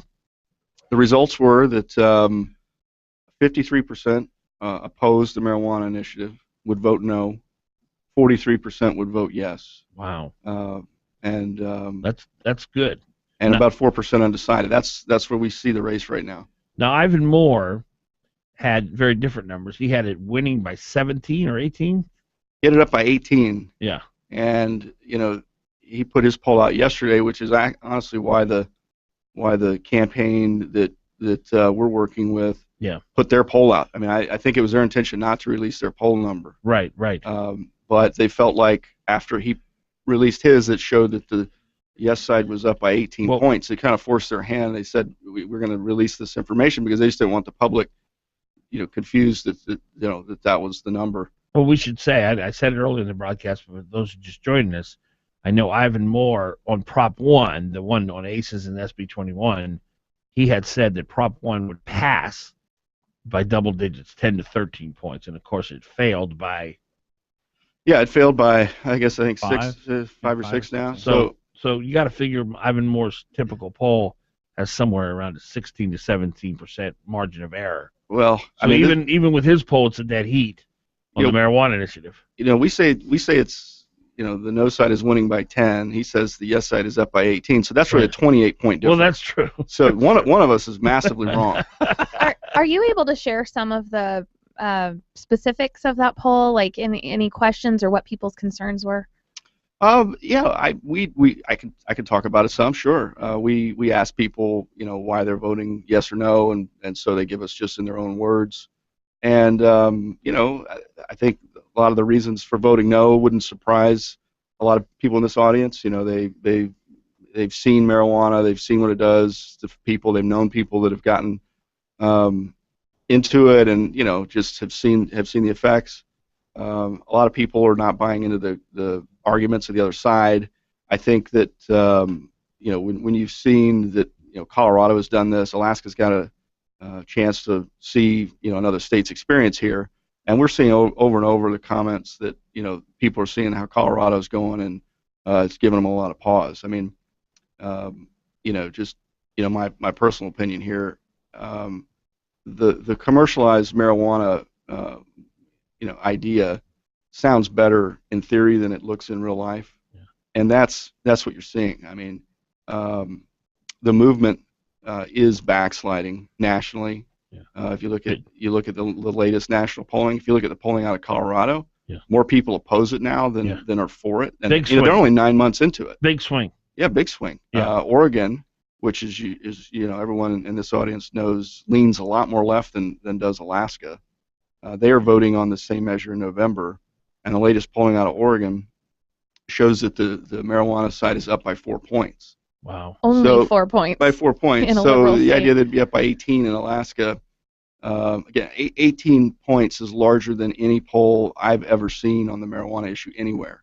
in terms of support. If we had a lot of people talking to Matt Larkin with Dittman Research. If we had a lot of people who are in jail, well, I know there's a few, but just a few who are in jail for marijuana possession. Do you think that would make a bigger difference here in the state of Alaska? People basically don't want people arrested for marijuana possession. Yeah, I think I agree. There's some people that would say that. I put myself, kind of in that camp. I mean, I think there's maybe things we could do as a state, as Alaskans, and say, okay. Because it's legal already. It's legal for personal use. The difficulty is how you procure it. And these guys, they have one approach to it, which is, well, heck, let's legalize it, regulate it, commercialize it, have it in everything for everyone at any time. I mean, other than kids, of course. But I guess what they found in Colorado is even kid use is going up. How's it trending? So you say nationally the movement is losing steam as people sort of wrap their hands around what commercializing this drug means. Yeah, that's what we're seeing. If you look here in Alaska national, too, is it trending down? It has been. I mean, we did a poll earlier this year for the legislature, and it showed support for marijuana legalization. But it's already legal. But this is commercialization, so this is a different step. It's kind of a different here's thing. the thing: a lot of people don't have that perspective on it yet. Okay. I mean, when you ask them, they think they just think, should it be legal? They're not looking at or thinking about the commercialization aspect, advertisements, for example. I go get a burger at McDonald's, then I go get a coffee at Starbucks, and then I go get a bong head at the weed store next door. Well, yeah, there's a lot. Like if you look at Colorado, I heard yesterday there are more pot shops in Denver than Starbucks and McDonald's combined. You heard that on this show? Oh no, you had probably talked to the guest that we had on yesterday. She told us that. So can you believe that? I mean, yeah, it's unbelievable. To me, we had her on for 45 minutes. That was the most amazing thing she said. Yeah. It changed the landscape of California or of Colorado. And when I was in Northern California, the brief time I was there, everyone there told me that the medical marijuana grows completely changed the landscape of Northern California to the negative. Homeless, transients, these dispensaries where you see people lining up around the block to get their pot. It's a different place now. Yeah, it is, and that's why I'm involved with this. I mean, it concerns me just personally. You're a father. You got children. I've got kids, and again, I don't really come at this from a standpoint of telling people what to do with their lives. Yeah. I mean, I know marijuana, and a lot of people know marijuana's around Alaska, but the idea that we'd commercialize it and promote it. Again, the advertising. I've been talking to some friends in Colorado. They've been sending me some pictures. What's a Colorado's Rockies game? Yeah.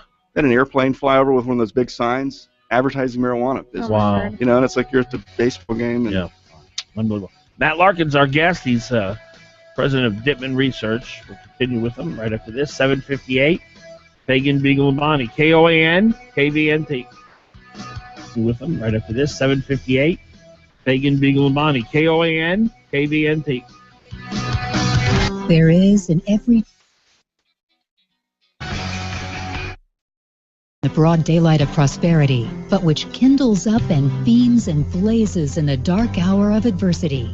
The 2014 Alaska Women's Summit. The University of Alaska, Anchorage College of Health, U.S. Senator Lisa Murkowski, and State Senator Liesl McGuire are calling on Alaska's brightest women to come together to work on finding answers to the toughest questions facing Alaskan women and families. Join us for 2 days, October 16th and 17th, focusing on building communities of change, self-advocacy, and removing the glass ceiling. Learn how empowerment and mentorship are vital tools in fostering successful young women. Presented by GCI.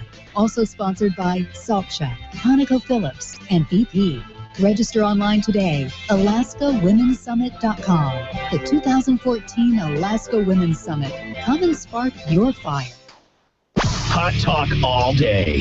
Hot talk every day. 95.1 FM, 1080 AM. KOAN, Anchorage.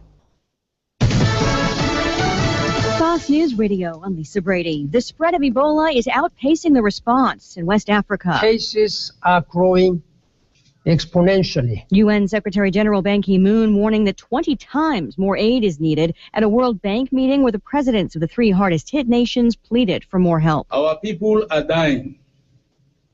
children are being orphaned. Sierra Leone's president says their healthcare system is overwhelmed. 100 more U.S. Marines on their way to Liberia today as part of the U.S. mission to help contain the outbreak, intensifying efforts to stop the ISIS advance on a Syrian border town. More U.S.-led airstrikes. Fox News Radio's Emily Wither live at our Mideast Bureau. The U.S. military has carried out 5 airstrikes on ISIS positions south of the Syrian Kurdish town of Kobani and say they believe that Kurdish militia are holding out against ISIS and still control most of the town. There is frustration that while the Turkish military has deployed its tanks on the border, they are only watching the fighting. The inaction continues to drive Kurds onto the streets in protest. More than 20 people, mainly in the Kurdish southeast of Turkey, have died in deadly clashes with police. Lisa. Emily, thanks. What now in Nevada? A day after it appeared, same-sex marriages were blocked by a Supreme Court justice who later said they weren't. Fox Radio's Jared Halpern live in Washington. It's been a week of confusion for same-sex couples hoping to wed and some states wanting to block those marriages. Supreme Court Justice Anthony Kennedy mistakenly blocked same-sex weddings in Nevada, a court spokeswoman saying the order should have applied only to Idaho.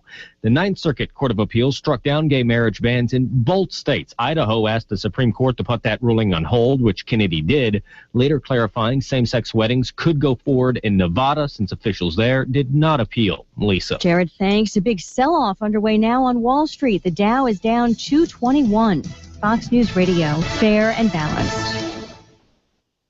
You've been thinking about switching to solar. Don't wait much longer or you'll miss out on this year's federal tax credit. Move quickly because the tide is turning. Solar power's becoming a threat to big energy profits. In fact, some power companies are even pushing for extra fees to make up for lost revenue. Warning, you must have your solar system up and running by midnight December 31st or you'll miss out on this year's federal tax credit. Energy prices are expected to increase by as much as 40% in the near future. Go solar now with no down payment, interest, or payments for a whole year. You can afford it because we finance. Get your government money and save big every month. Big Energy is getting nervous and the door of opportunity is about to slam shut. Paying $150 a month or more on energy bills? Then call 1-800-MY-SOLAR now for a free in-home assessment. 1-800-MY-SOLAR. My home, my savings, 1-800-MY-SOLAR. Well, howdy, I'm Nick Worthington, Ford Giant, Worthington Ford. And folks, we're having a huge sale. Right now, you can get friends and neighbors pricing automatically on any and all new 2014s in stock.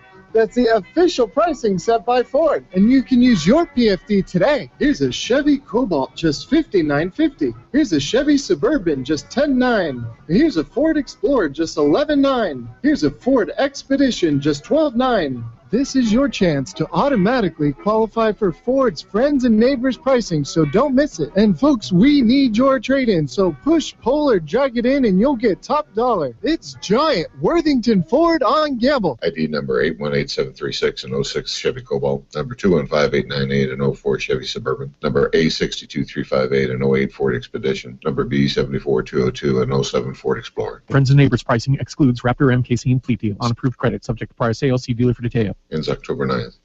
Hi, my name is Mike Ferris, president of Alaska Enterprise Solutions. We are the face of Xerox in Alaska. Xerox is a trendsetter, and AES Xerox is following in those footsteps.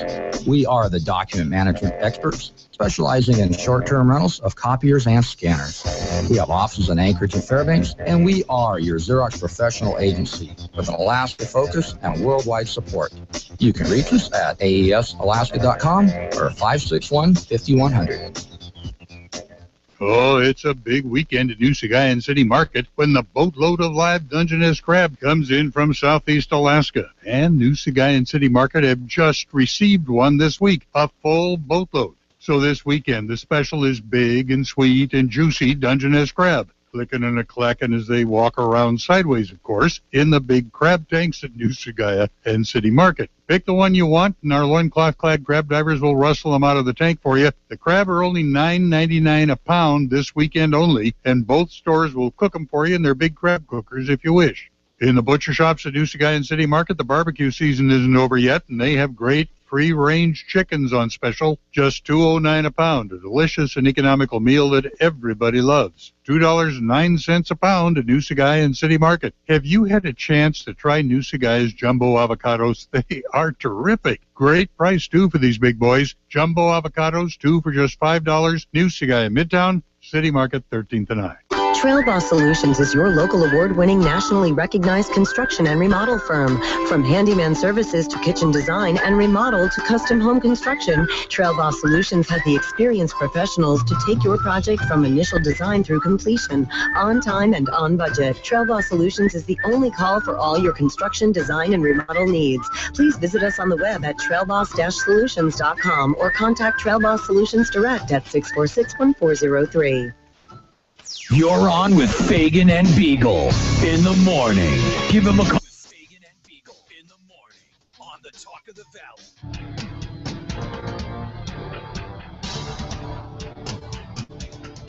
6 minutes past 8 o'clock on a Thursday morning. Fagan, Bonnie, and Biegel.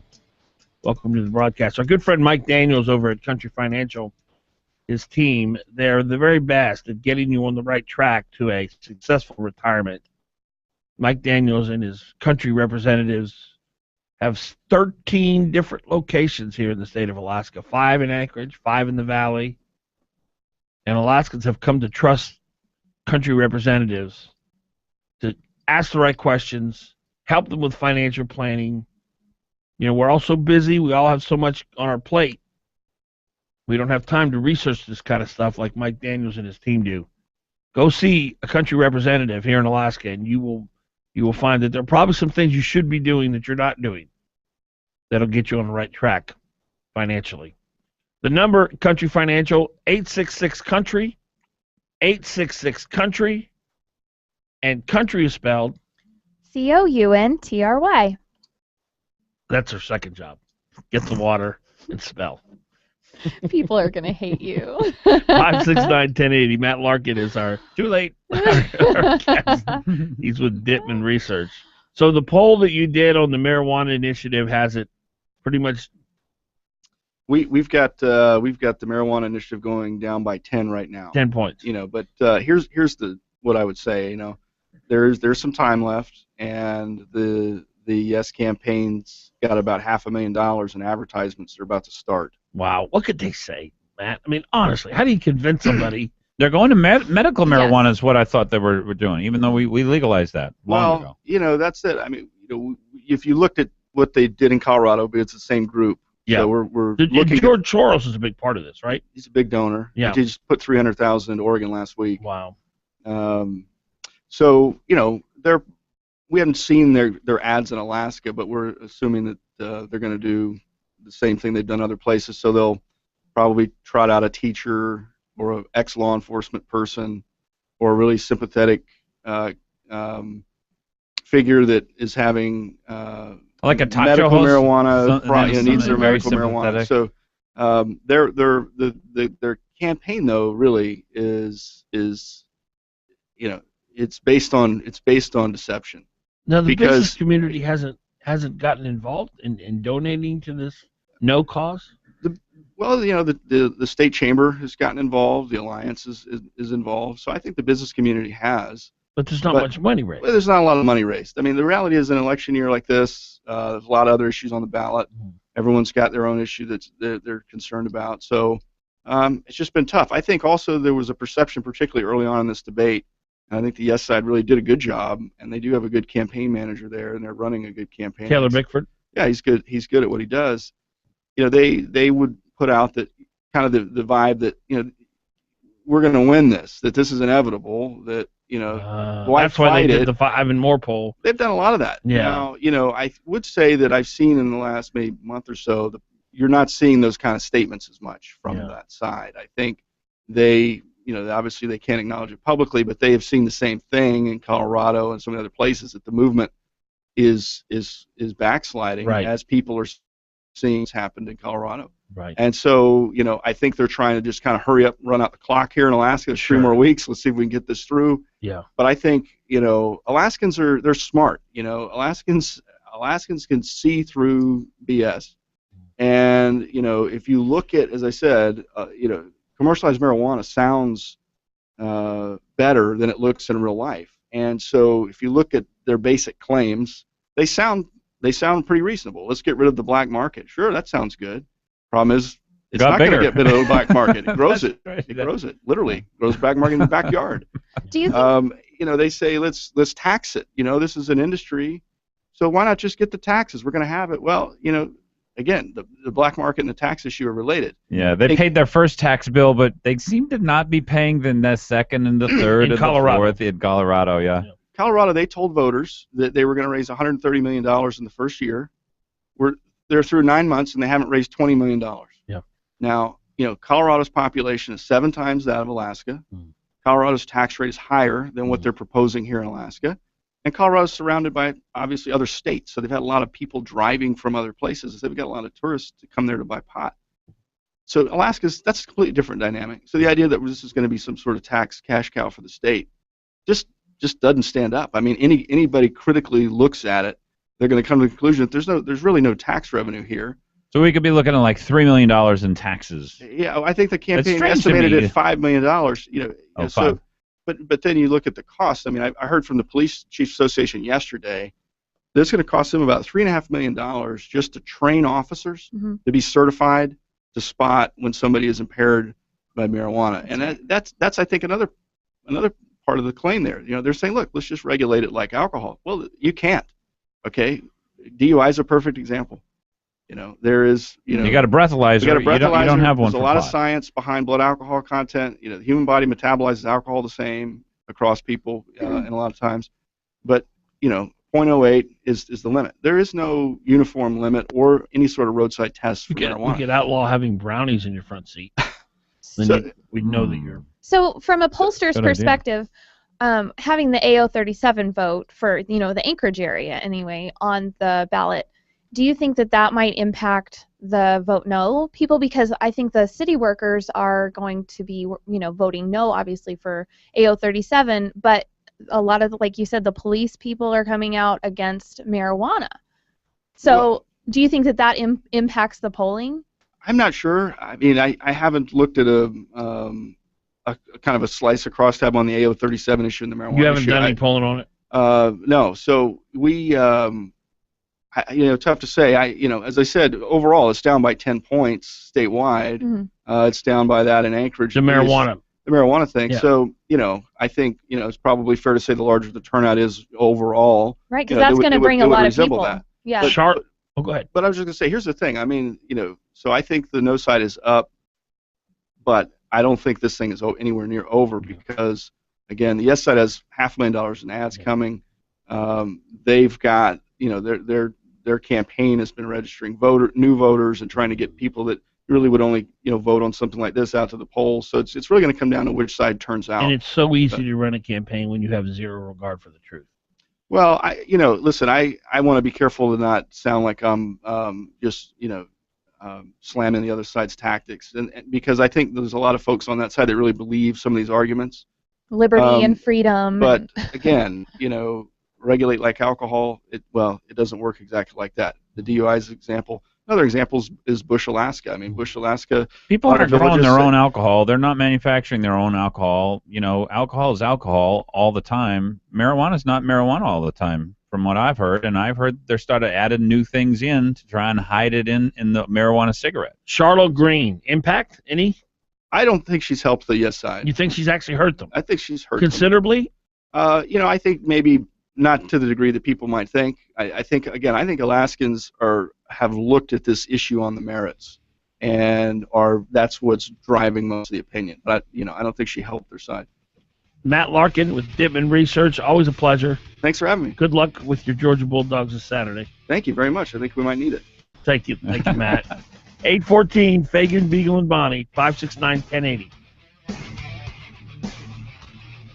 814 Fagan, Biegel, and Bonnie, 569-1080.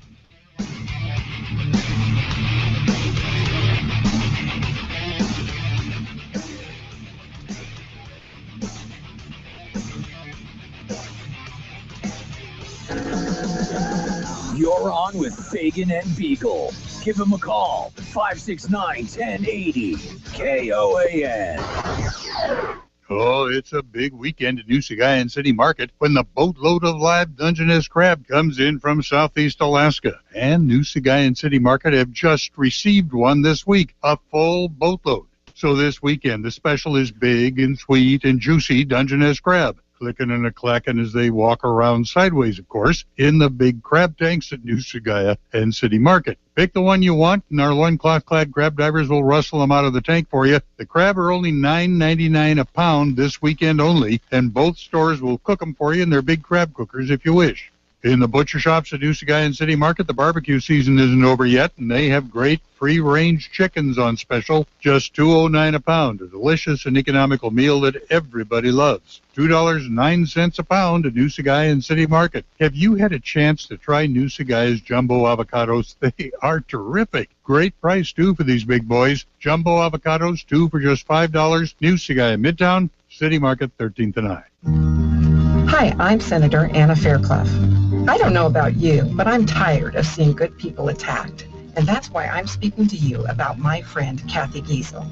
Senator Giesel deeply cares about her neighbors and what matters to them. She takes the time to listen to their issues and bring those concerns to Juneau. I'm disappointed that her opponent is willing to attack her and not stand on his own record. Kathy Giesel is someone I'm proud to work with, and with your support, she'll continue to fight for you. Thanks, Anna. I'm Senator Kathy Giesel. I'm proud to serve with great Alaskans like Anna Fairclough, and I'm proud to be your voice in Juneau. I'll stand on my record and the work I've done in Juneau. From issues like healthcare, jobs, education, and a long-term fiscal plan to keep Alaska on the right track, I'm there for you. Paid for by re-elect Senator Kathy Giesel for State Senate, 12701 Ridgewood Road, Anchorage, Alaska, 99516. Hot Talk. Fagan and Biegel. Weekday mornings from 6 to 9 a.m. 8:17 in the morning. Fagan, Bonnie, and Biegel.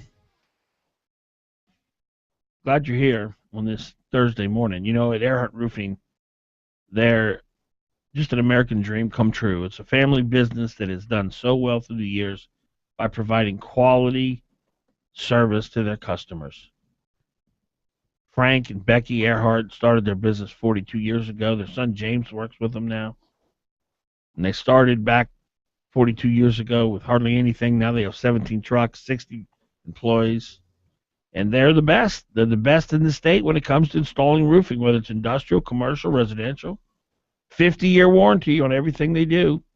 They can put a brand new roof on your house within a couple days. Earhart Roofing, very best in the state when it comes to roofing. Here's the number, 345-5555.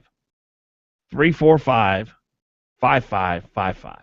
Our number here on the Fagan, Biegel, and Bonnie Show on KOAN and KVNT is 569-1080.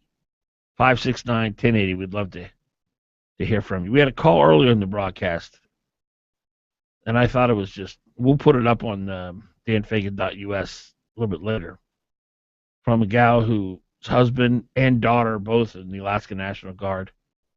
And she gave a very different perspective on the Alaska National Guard scandal. The media is trying to spin the narrative that Parnell didn't do enough quick enough. And she's saying that it's amazing what he's done already. She said no. She said that the Guard is full of corruption and it's just the system, the culture is broken. And no Alaska governor has ever had the courage up to this point to address it. And Parnell is fixing it. He's actually aggressively, actively fixing it. Yeah, this is not a new problem. Right. It's not something that just started in 2010. Right. And her husband had been with the Guard for 28 years. Right. Yeah. So she's saying that, he's actually taking on the problem. He's getting beaten up over, which is something you just don't hear. Mm-hmm. And that it has to go through a chain of command. It doesn't just happen overnight. It's not something you report to the governor and then all of a sudden something gets done about it. Yeah, totally different view of it. And she said she was proud of the governor for what he'd done. Said he was her hero. Yeah, yeah. Well, I don't know. I think that's a legitimate point of view. I think that uncovering and doing something about these issues, we look back in hindsight in 2020, I know that they called into question the credibility of some of the witnesses, and that they thought that one or two of the witnesses had gone out to a bunch of other people, told other people about it, and then that corrupted their testimony as well. That ended up being a huge mistake, but it's the kind of mistake that is understandable, but you have to be looking at it from Sean Parnell's point of view and already wanting to vote for him. This makes it much easier for people to question whether or not he was a good leader on this issue. He needs to come out and really talk about it and say some of the things she said. Listen, I am taking this on head on, and I'm the first person to do so. Yeah. The problem is that he's hiding. He's not turning over public records now. We haven't heard his side yet. KSKA is. We haven't heard his side yet. The KSKA and the Alaska Dispatch is suing the governor's office, saying that the governor's office has not turned over public records request documents, which they are legally required to do. And Parnell needs to address that now, because if there's anything that is damning to a politician, is that he's trying to cover anything up. Are they not turning them over, or are they denying the request? Are they just taking a long time to turn them over? No, they were denied the request. Okay. And we've not heard from the governor's office on that yet, and he needs to answer. That's a difference, too. Yeah, but he needs to answer that and explain why. And he may have a legitimate answer. He may not. Mm-hmm. I don't know how you can say you're not due any of these records. Generally, they'll know that some of the records they're going to be entitled to, some of the records are questionable, and some of them they're not entitled to, but they ask for all of them. It's just like the way that an environmental group will sue. They know they're going to win on a couple of things because they can identify very specific, sniggly little things in the law which say, well, you only put it out for 20 days, and it had to be put out for 21 days, and those have to be calendar days, and they can't just be whatever. You know what I mean? They know they're going to win on some things, and on that fact that they know that they're going to win and have all their bills paid, they will heap on and on and on and on. But I don't see any easy way out for the governor here other than to say, well, here's all the information. I'm not trying to protect anybody. I'm gonna lay this bare. I'm gonna do what's right. And I thought Kathy had a very powerful point that she was making, that he knew this wasn't going to be good politically. And I don't think Sean Parnell, first of all, he is the worst politician I've ever seen. And I know that you disagree with me on that, Dan, but frankly, this is part of the proof of that. But Joe Miller's a lot worse. He doesn't do political things, and this may be the last act, politically, or the last act of office that he does, is to try and expose and correct what goes on in the National Guard. And it looks like he's going to be successful, in my view. As I look at this and as I look at the team that he's built and what he's doing, he needs to turn over these public records because that's part of the process that we'll go through, and this is going to be painful. But if he is successful, then he will have done something, as Kathy said, that no other governor has ever done. This will be an amazing accomplishment, and unfortunately, it may be the very last one he ever does. Well, and it makes me wonder exactly how much of this is public, because the military is very private. So when they interact with the governor's office, it becomes very public if people request it. Okay, yeah. Well, there's the difference. There are some personnel matters that are privileged. Anything that is a final product is total public record. And we went through a lot of this during the Palin administration, where she was essentially trashing people on her BlackBerry 24/7. Yeah, but not with military. Yeah, but what we found out was, look, anything you say, if you're the governor, so everything the governor's going to have said, that's probably going to end up being forced out into the public. But a lot of other things, which, what's his name? What was his name? McHugh-Pierre, who I think I know. I think I've met him several times. But anyway, he was the spokesman for the National Guard or something, and he did something that the governor really didn't like, so the governor fired him right off.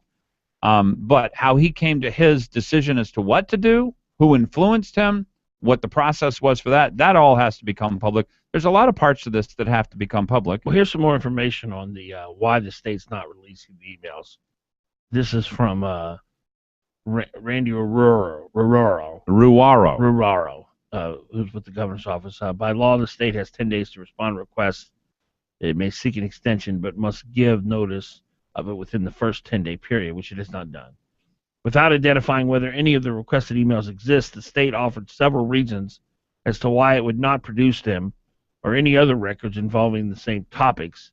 In denial letter sent September 26, Aurora explained several exemptions to laws that allowed the emails to be withheld, including deliberative process and the need to protect the right to privacy of victims and alleged victims. Ruraro also stated that people accused of misconduct also have a constitutional right to privacy when disclosure of the material could reasonably lead to embarrassment, harm, or retaliation. Finally, he cited that confidentiality also extends to members of the clergy in whom victims have confided.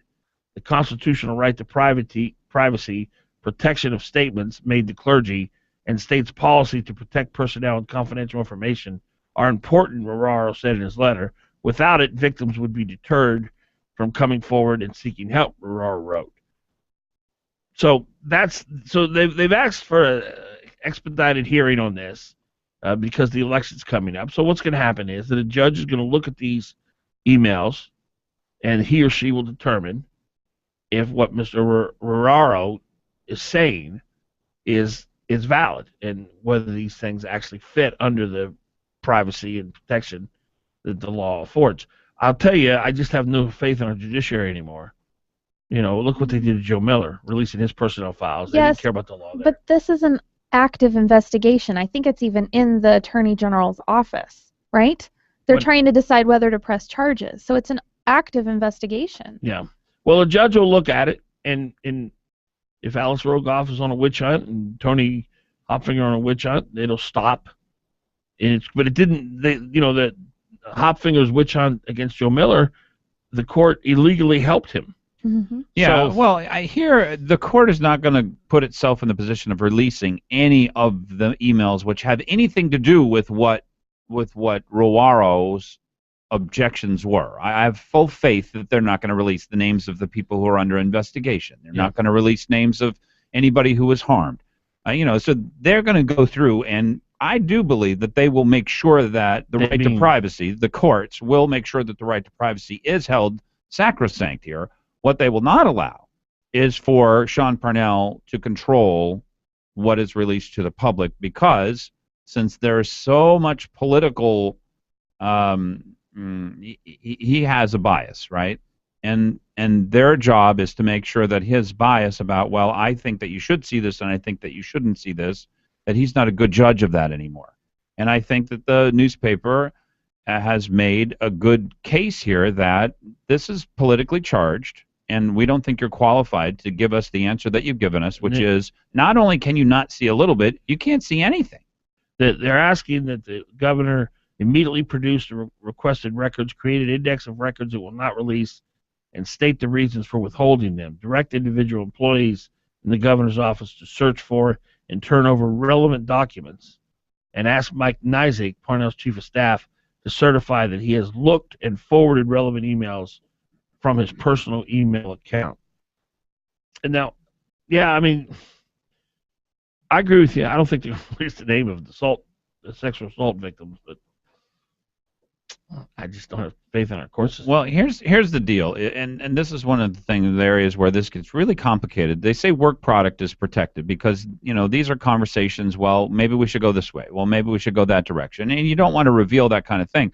But the difficulty is Mike Nizick makes a lot of decisions on behalf of the governor. A very powerful man. He's been in the position for just about forever, as far as I know. Served several governors. And basically his decisions are final work product. Chief of staff. He's making decisions, and you can't say that, well, I want to see the email upon which you made your decision. But the big story here, Glenn, is not the legality of it, it's the political aspect of it. Yes. And all people know is, what, you got to sue the governor to get documents you're supposed to have? Good. Devastating the governor. Mm-hmm. 829, Fagan Biegel Bonnie. The governor. Mm-hmm. 829, Fagan Biegel Bonnie.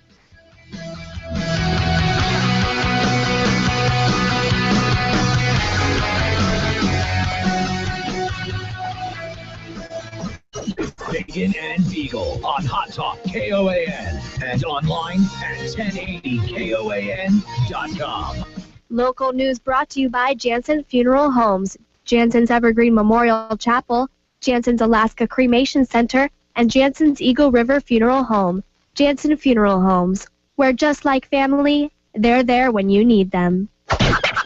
With KOAN News, I'm Ann Kenda. Residents of the southwest community of Shagaluk are grieving for the couple found murdered allegedly by their son. John Arrow and Flossie Simone were found severely injured in the small village on Tuesday night. The village does not have a health provider, and residents tried but were not able to resuscitate them. The village was described as grief-stricken, and some leaders say state police took too long to get there. 2 individuals tied up the son while waiting for police. The Palmer Food Bank is continuing the Great Palmer Pantry Push through Saturday and reminding people that fall is an important time of year for groups that need to feed the hungry. Lots of photos are going around Facebook of the lunar eclipse known as a blood moon that was visible over Anchorage early Wednesday. It's called a blood moon due to the red hue that appears. It's the second blood moon visible this year. That's our Hot Talk News Update. Today, cloudy skies with rain, high 39. Cloudy skies with some rain for tonight, low 30. Periods of rain for tomorrow, high 46. Friday night, low 38. Saturday, mostly cloudy with occasional rain, high 48. Sunday, periods of rain, high 45. Hot Talk, breaking news, and the latest weather, KOAN 95.1 FM and 1080 AM. Hey folks, this is Chris and Brock from The Beer Show. Make sure to listen to us every Saturday at 5 p.m. on 95.1 and 1080 KOAN. The Beer Show is brought to you proudly every single week by Humpy's Great Alaska Ale House, Brown Jug Alaska, Great Artisan Beverages, and the Odom Corporation. Always drink responsibly. 976. A better life with Dr. Sanjay Gupta. Heat from hot showers actually melts the good oils off your skin and washes them right down the drain. I'm Dr. Sanjay Gupta, CNN's chief medical correspondent. Now, you may think a nice long hot shower is the best way to clean the germs off your body, but it's actually not the healthiest choice. By showering with warm water, you'll avoid developing dry, harsh skin. This applies to bath water as well. In general, limit any time spent soaking in a bathtub to less than 15 minutes. Now, if you make the switch from hot to warm water showers, but your skin still feels dry, you may want to consider adding a humidifier to your room. Humidifiers will add water vapor to the air and increase moisture levels. It's a great option, but only if you keep the humidifier clean. Now, if you don't keep it clean, the water can develop mold and bacteria and dispense that into the air. You can avoid this by cleaning the water every 3 days and using distilled water when you do. I'm Dr. Sanjay Gupta, helping you live a better life. Dad, what are you doing in my cape? I'm not Dad. I'm Safety Man. Any parent can be a safety hero. It just takes a few simple steps. Start by replacing older smoke alarms with Kidde Worry-Free alarms. The 10-year sealed-in lithium battery means these alarms are always on. No low battery chirps and no battery replacement for 10 years. And Kidde makes it simple to choose the right alarm for the right location. Help make fire safety worry-free and give back the cape. Kidde Worry-Free alarms, available at the Home Depot. The flu, pneumonia, whooping cough, hepatitis A, shingles, meningitis, tetanus. That's a scary list. But did you know immunizations can protect you from every one? You didn't? Well, we do. Rite Aid pharmacists are certified to immunize against the most common preventable diseases. Find out what immunizations you need with a free immunization evaluation at Rite Aid today. With us, it's personal. Availability and age restrictions apply in some states. See pharmacist for details. Alaska's Energy, America's Values, paid for and is responsible for the content of this advertising. Not authorized by any candidate or candidates committee. EnergyandValues.com. Mark Begich is unbelievable. Washington thinks it knows what's best for Alaska, and that's what I'm fighting against every day. Fighting? Begich voted for all Obama's appointments, like Sally Jewell as Secretary of the Interior. Jewell immediately said no to exploration in Anwar and no to a King Cove road. Begich didn't fight Washington. He rolled over, like he rolled over for Obamacare. Now Begich is trying to duck and hide. On Obamacare, on oil taxes, on cap and trade, on the IRS scandal, even on Anwar. How can you deliver Anwar, Mark, when Harry Reid says a Democrat-controlled Senate will never allow an Anwar vote? Alaskans can't trust a thing Begich says. It's time to replace Malarkey Mark with U.S. Senator Dan Sullivan.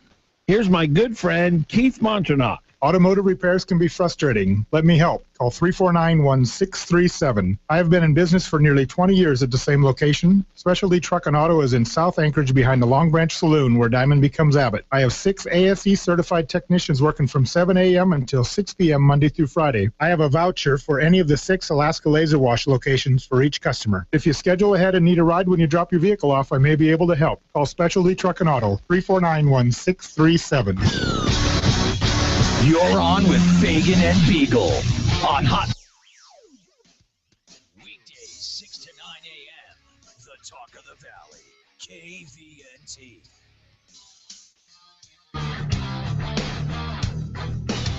569-1080. That's the number. Fagan, Biegel, and Bonnie, 8:35 in the morning. Chugach Chiropractic. Dr. Myron Swigert, who will be on the program next week. Just a guy you meet and you think, man, this guy knows some stuff. This guy, he's really good at what he does. You know, you run into people occasionally, they're just gifted. They're the best in their field, and that's Dr. Myron Swigert in a nutshell. His team at Chugach Chiropractic, there's so many methods that they employ. I'm talking about natural solutions, not surgery or this kind of stuff. And they're gonna teach you about your body, and they're gonna, if there's any, first thing Dr. Swigert asks you is, are you in pain anywhere? And then they zero in on that pain, and they're going to figure out where that pain comes from. And chances are they're going to help you overcome that pain, and it's going to go away. That's kind of in a nutshell what they do. And really it's about health. It's about weight loss. It's about being adjusted properly. Amazing place, Chugach Chiropractic. I would strongly recommend that you go give them a call and set up an appointment. Here's their number, 694-9224, 694-9224, Chugach Chiropractic. Dan Fagan, Glen Biegel. Glen Biegel has a really fancy kind of pinstripe kind of shirt going on. Bonnie's got a sweater on and like a shirt. And I, for the second day in a row, I'm wearing a sweater. It's a different sweater today. You notice? It is a different color. Yes. Dan is working his way up to a jacket. I cannot wait. Someday he's going to come here and go to a full parka. Not get crazy. Oh, no, we're headed. All right, Dan Coffey. I don't know what to think of Dan Coffey. You know, he's running for mayor. Mm-hmm. Word on the street is me Treadwell's running for mayor. I've been told that Coffey, you know, I have people that I talk to. People that you talk to people? People occasionally. I know talk people. To me. Yeah, and I've been told that Coffey, you know, he kind of, you know, I think he kind of moves in and out of things, kind of behind the scenes. He's kind of behind the scene kind of guy, and he's into a lot of different things. He's one of the owners of the Aces, very wealthy man, long time. I'm talking about the political arena. Okay. He has ways of making things happen, and yet you don't know that it's him that made it happen. That's the kind of he's Darth Vader. That's kind of what I would say. If you want to know the lowdown on Dan Coffey, that would be my experience with Mr. Coffey. I think he's probably a good man. I think he probably loves the city, but he's one of those covert dudes. Now he's running for mayor, so obviously he's overt now because he wants to be our mayor. But I've been told that, you know, this AO37 bill, which will restore sanity to the negotiating process between the city and labor unions, you want to vote yes for it. If you vote no on it, then it's going to let Vince Beltrami sit on both sides of the negotiating table when it comes to union contracts. I've been told that, you know, Coffey, he's kind of been waffling on it. He's kind of been even behind the mayor's back, Mayor Sullivan's back. He's worked against it at times or tried to compromise it or water it down. So that's kind of the word on the street from the people I talk to about Coffey. Well, now B. Treadwell has come out and has accused Coffey of being opposed to AO37. Now, Coffey didn't care for this much, and he sent an email to Treadwell, and here's what the email said. I read with some interest your comment in the Alaska Dispatch to the effect that I support the repeal of AO37. This is Prop 1 on the ballot in Anchorage, by the way. It's the very last thing on your ballot. When you get that idea, where you get that idea is beyond me, Coffey writing, to B. Treadwell. I called you this morning to talk about your statement But as I draft this email at 3 in the afternoon, I have not heard back from you. Hence this email. To be absolutely clear, I do not support the repeal of AO 37. In fact, I have supported and contributed to the effort of supporting AO 37. Your claim is simply not true. Coffee goes on to write, in the future, I would appreciate it if you would ask me directly and personally what my position on any issue might be. I will certainly extend you that courtesy should you elect to run for mayor, and frankly, I expect the same consideration from you in the future. We do not advance public interest by falsely representing another candidate's position on a public issue. That's Dan Coffey writing to me, Treadwell. That sounds like a denial to me. This is step number 1. Well, actually, this is step number 2 in the Republican process of unelecting our favored candidates. Number 1, arrange your candidates in a circle. Number 2, arm them. Number 3, begin firing. So that's basically where we are. Look, you cannot misrepresent somebody else's position. If he's going to put out this very strong statement about AO 37, anybody who makes the claim that Coffey is for the repeal of AO 37, you made a mistake. I made that. I don't think so, because that's my understanding of Coffey's modus operandi. So what you're saying, so there's a whisper campaign that Dan Coffey had some difficulties with AO 37, but that doesn't mean that he supports the repeal of it. What I'm saying is the people what I'm saying is the people that I trust and I know, who know what's going on, who are reliable, credible sources, have told me that Mr. Coffey has waffled on AO 37, even at times tried to weaken it. And I trust these people. Okay, well, look. So, hold on, please let me finish. Okay. So to say that, well, it's obviously not true that Dan Coffey ever waffled or undermined AO 37 because he denied it, that seems pretty... You used 3 words, weaken, undermine, and waffle. Okay, I didn't say any of those words. I said specifically what he says in this, and this is the claim that I hope people do not make, that he supports the repeal of AO 37. He does not. That should be clear. Now, there are 100 different provisions in AO 37. I don't know that most people have read this law. You could have a problem with disallowing the unions to strike. Mm-hmm. That's weakening it. That's changing it. That doesn't mean you didn't like the law or want it to be repealed. I mean, there are lots of things that you could say that are in the realm of truth, but saying that he wants it repealed is no longer in the realm of truth, and people have got to wrap their heads around this idea that he may not like certain parts of it, but he does not want the whole thing repealed because he knows how dangerous Mark Begich and people like Pat Flynn are to this city. So I just hope that this clarifies for at least some people, you can be against certain parts of AO 37 but not support its repeal. No, it's a distinction, and it's a valid one. Okay. I agree.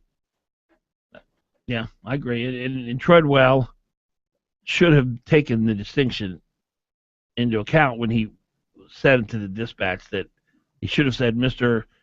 Coffey has clearly worked to weaken or, undermine certain parts, disagrees with certain aspects of it. Yeah, something like that. To say that he's for its repeal, apparently, according to Mr. Coffey, is inaccurate. It seems to me like Meade Treadwell likes to accuse without much backbone, and without much to back it up. That is very dangerous for Meade Treadwell. Meade Treadwell has got to realize that statements like this, especially when you can check them against the record, especially when, well, look, I wrote a check to supporting AO 37, to yes on AO 37.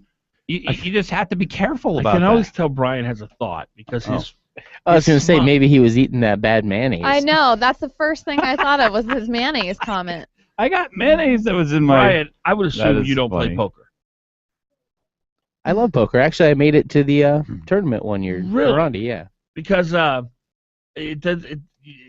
you have a thought, you have the smile from ear to ear, and I know that you've got something to say. So I was telling you that by showing you. He's supposed to do that here. He doesn't do it in poker. How'd you do in the Fort Rundy tournament? I did really bad, but I did win my way in the day of the tournament, so that was cool. I came in 6th in that. Nice. Yeah, we'll have to play. Were you with Begich at the same table? Yeah, he didn't last long. Oh, he didn't? No. Wow. Yeah. Fagan, Biegel, Bonnie. No poker face. Stay with us. No. Wow. Yeah.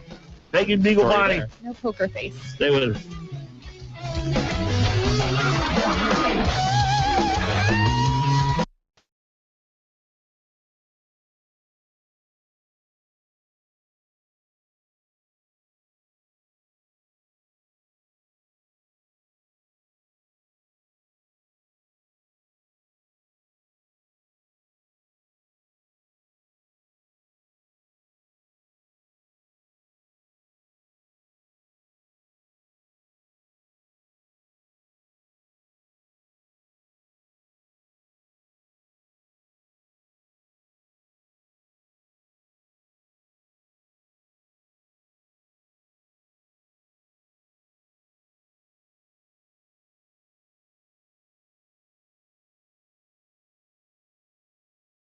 Focusing on building communities of change, self-advocacy, and removing the glass ceiling. Learn how empowerment and mentorship are vital tools in fostering successful young women. Presented by GCI.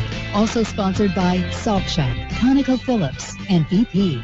Register online today, AlaskaWomenSummit.com. The 2014 Alaska Women's Summit. Come and spark your fire. Alaskans have waited decades for a natural gas pipeline. But now, we've made historic progress on Alaska's gas line, thanks to the leadership of Governor Sean Parnell. Engineers are designing the line right now. We have the gas, we have the route, and we have the offtakes to supply energy for Alaska communities. But Bill Walker doesn't like it. He called the Alaska LNG project fatally flawed and wants to study the plan or renegotiate it, which will add years of delays and could kill the gas line altogether. Look at Walker's track record. For years, he's pushed a pipeline plan that had no permits, no gas, no sellers, and no buyers. The Alaska LNG project is underway. Let's stick with the plan that's working and the governor who's making it happen, Sean Parnell. Paid for by Parnell Sullivan 2014. Box 100719 Anchorage. You're on with Fagan and Biegel in the morning. Give him a in the morning on the Talk of the Valley, KVNT 92.5 FM, 1020. I can't believe Glen Biegel Trying to get me in trouble. having Bonnie look at pornography at the workplace. I wanted to ask her a question. And it wasn't specifically pornography. You told me to look up breast cam. Yeah, I mean, it's really? about a Fox News story where they're trying to measure how often men look at women's chests. Then you should have told me to Google Fox News breast cam story. No, I typed in breast cam, and all of a sudden I'm like wow. on every site. You really got hit. All right, well, that would have been a better search. We did get around to what exactly the story was. It just seems like such a total catch-22. Because here, basically the setup is this. Lady's got a low-cut blouse, and it's got a secret hidden camera that's angled to look at men's eyes, and then they go back and review the tape to find out how often. Okay, well, here's the problem. If you don't want men to look at them, That's right. stop showing them off. I mean, obviously. I mean, if you're And number one, they're men. Right. I mean, isn't this part of the magic, that there are different body parts and people are attracted one to the other? I mean, so anyway, I just thought it was a total setup story, and every time I see these things, I think, you really have given men no chance here. That's right. They've lost to begin with. You're gonna count it against them, and then you're gonna say, "Hey, look at this stuff that you don't have that you've always wanted." Brian, I just sent you a clip. Cue it up as soon as you can. Am I wrong here, Bonnie? You're on my side. No, you are totally right. All right. There's There was no chance. A Seinfeld scene where George and Jerry are at the president of NBC's house, and Oh, yes. his daughter comes in, and the cleavage is hanging out, and George is just staring at it. Of course, they lose the pilot because of that. Yeah. NBC pilot. Yes. And anyway, you got it, Brian? Oh, okay. Yeah, and it's just hilarious. Then they go back to their apartment and they start talking about cleavage and the proper etiquette regarding cleavage. Seinfeld is a show that is so well written. Classic. It is so well written. Mm-hmm. I mean, there's a Seinfeldism for every day. Yeah. You can every day. I'm like, oh, that's a Seinfeldism. Right. Mm-hmm. Right. I love the one where You got it, Brian? Kramer was addicted to chicken Oh yes, the So Kenny Rogers roasters. and levels. Now, the first part of the clip here, they're actually looking at the cleavage. It may not make a lot of sense to you, but then afterwards they talk about it. Here it is.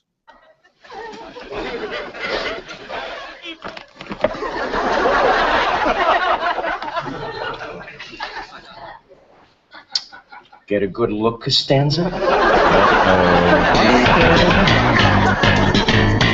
What were you doing? It's not my fault. You poked me. You're supposed to just take a peek after a poke. You were like you just put a quarter in one of those big metal things on top of the Empire State Building. It was cleavage. I couldn't look away. What, am I waiting to win an Oscar here? This is all I have in my life. Looking at cleavage is like looking at the sun. You don't stare at it. It's too risky. You get a sense of it, then you look away. Look away. You just don't get better writing than that. They had great actors. Yeah. Besides Jerry Seinfeld. I thought he was fun. I thought he was good. It's just funny because he'd almost laugh all the time. Yeah. Newman. It is. Yeah, the whole thing, everything about it. Do you know that I've watched a couple of things on Seinfeld? Do you know that he and Larry David hand wrote every script for Seinfeld on a notepad? Seinfeld did? Yeah, Seinfeld and Larry David, who was the co-creator. They didn't use computers. They just like using their handwriting. They even had an episode about that where he wrote something down in the middle of the night when he remembered it. Oh yeah, but that was. And he couldn't read it, right? I bet that was real though. I bet that was something real in his life. True. It was. Yeah, that was for a stand-up act. But right. Can you imagine writing an entire 30-minute sitcom by hand? Amazing. Nope. I can't even read what I wrote. And I've got 2 minutes ago. four words on my page. Good writing is such short supply today in Hollywood, and you just rarely find Breaking Bad, Brian, so well written. Seinfeld, very well written. I don't really know of many examples of, and that's why I can't watch these right-wing movies, these Christian movies, because they're so god-awful. The Walking Dead, very well written. I've never seen that. It was terribly written. It's really maddening, the crazy Well, stupid Brian, thing. what's another good example of what's Oh, something that's well written? I don't know. The Shield was a really good show. I never saw that. I don't really watch TV much. Hawaii Five-0, Lost. very well written. Never saw Lost. Magnum PI. Oh, I used to love Magnum PI. And then he takes off his shirt and he goes into the water over and over Tom and over Selleck's again. still pretty tops in my book. When I showed my daughter Cheers because she wanted to see Woody Yes, Harrelson, Very well written. she fell in love with it. Watched Very all the well written. episodes. Yeah. I love Norm. You know, Norm walks in, hey, Norm. Norm. And so the coach says, hey, what you up to, Norm? My perfect weight if I were 7 feet tall. But just little lines like that, you know. It was so well written. Yeah. Those were the days. But not many sitcoms are well written today. I don't really watch them, but if I catch one for like 10 minutes, like, this is so stupid. You know? Yeah, you go back to like a Friends episode and you go like, these people's lives are so pointless. You know, they really never watch Friends much. Nothing going on. I just turn off the TV anymore. I think Mike Judge is a great writer. He was a founder of he directed Office Space, which is a great movie, and of course Beavis and Butthead, which is the greatest show in the history of mankind. and Hank Hill. Hank Hill. Yeah. Yeah. King of I've not seen much of that, but what I have seen is pretty darn funny. I was talking about Office Space, the people I work with, just the other day, because you know, there's going to be a management opening, and I said, you know, if I became a manager, I would go get a fax machine or a copy machine for everybody and a shotgun. We'd all go shoot them up. That would be my opening. One of the meanest things I've ever done on radio, which I don't think it'd be illegal. I like the shooting part. That, my guess, is probably not legal. One of the meanest things I've ever done on radio is when that Frank Bailey tape came out where he tried to get that trooper fired. He was caught on tape, and he sounded just like the guy on the Office Space. Yeah, you know, I'm going to need you to go ahead and, yeah, if you could you go ahead and maybe see if you could possibly have Trooper Wooten fired? Yeah, that'd be great. Because he sounded like that guy. So the tape, if we pulled the tape up, it's exactly what Bailey sounded like. That is just so scummy. Is that a word? It really was. Yeah, scummy is a word. And you know, I like Frank. He used to hate me, and we've reconciled our ways. And we had him on a little TV show, and he's a good guy. You know, he's very good. He was not a good guy when he didn't like him. He was not a good guy when he worked for Sarah because it was, I'm going to do anything to please her, and I mean anything. Yeah. I will take anybody down, Jim Minery, whoever. I'm taking him down if it makes my boss Sarah happy. And he was literally her hitman. And he's not proud of it. And he'll tell you that today, by the way. Oh yeah. He's come clean on that. He said, man, I I got this mode where it's all about her and pleasing her and making her happy, and he just did some horrible things as far as character assassination, as I did. Mine wasn't to please her. Mine was to piss her off, but I was just as bad.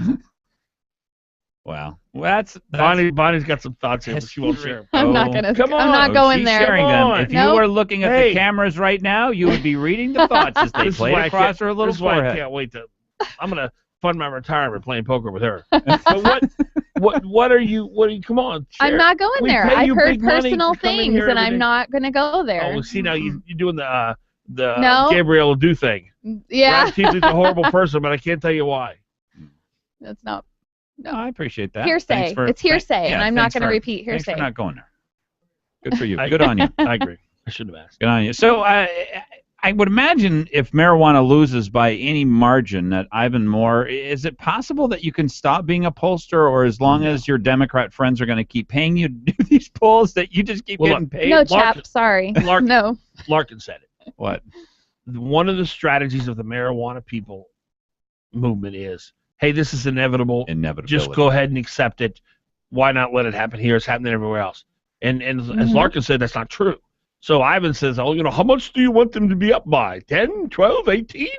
I mean, he's a pollster for hire. Yeah. And he just shapes his questions, because I think we got an email that sort of went through, well, here's how his question was, do you favor or oppose allowing people to use legal marijuana, or because they already can. You could already get, there's tens of thousands of people in the state using legal marijuana, and they're not in jail. Well, and that shows why people don't even trust them anymore. How bad do you think Ivan Moore wanted Prop 1 to pass, the first Prop 1, SB 21? Oh, bad enough to put out a false poll on it, which damages his credibility. He's trying to shape public opinion. I'll be honest. I don't think Ivan just makes up numbers.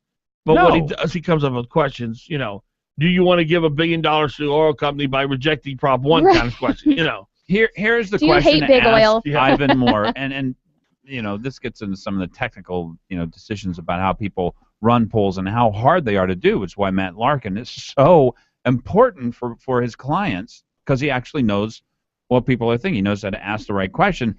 Is to put a question like Ivan Moore did ask in his poll and say, how much now do you think that biased your result?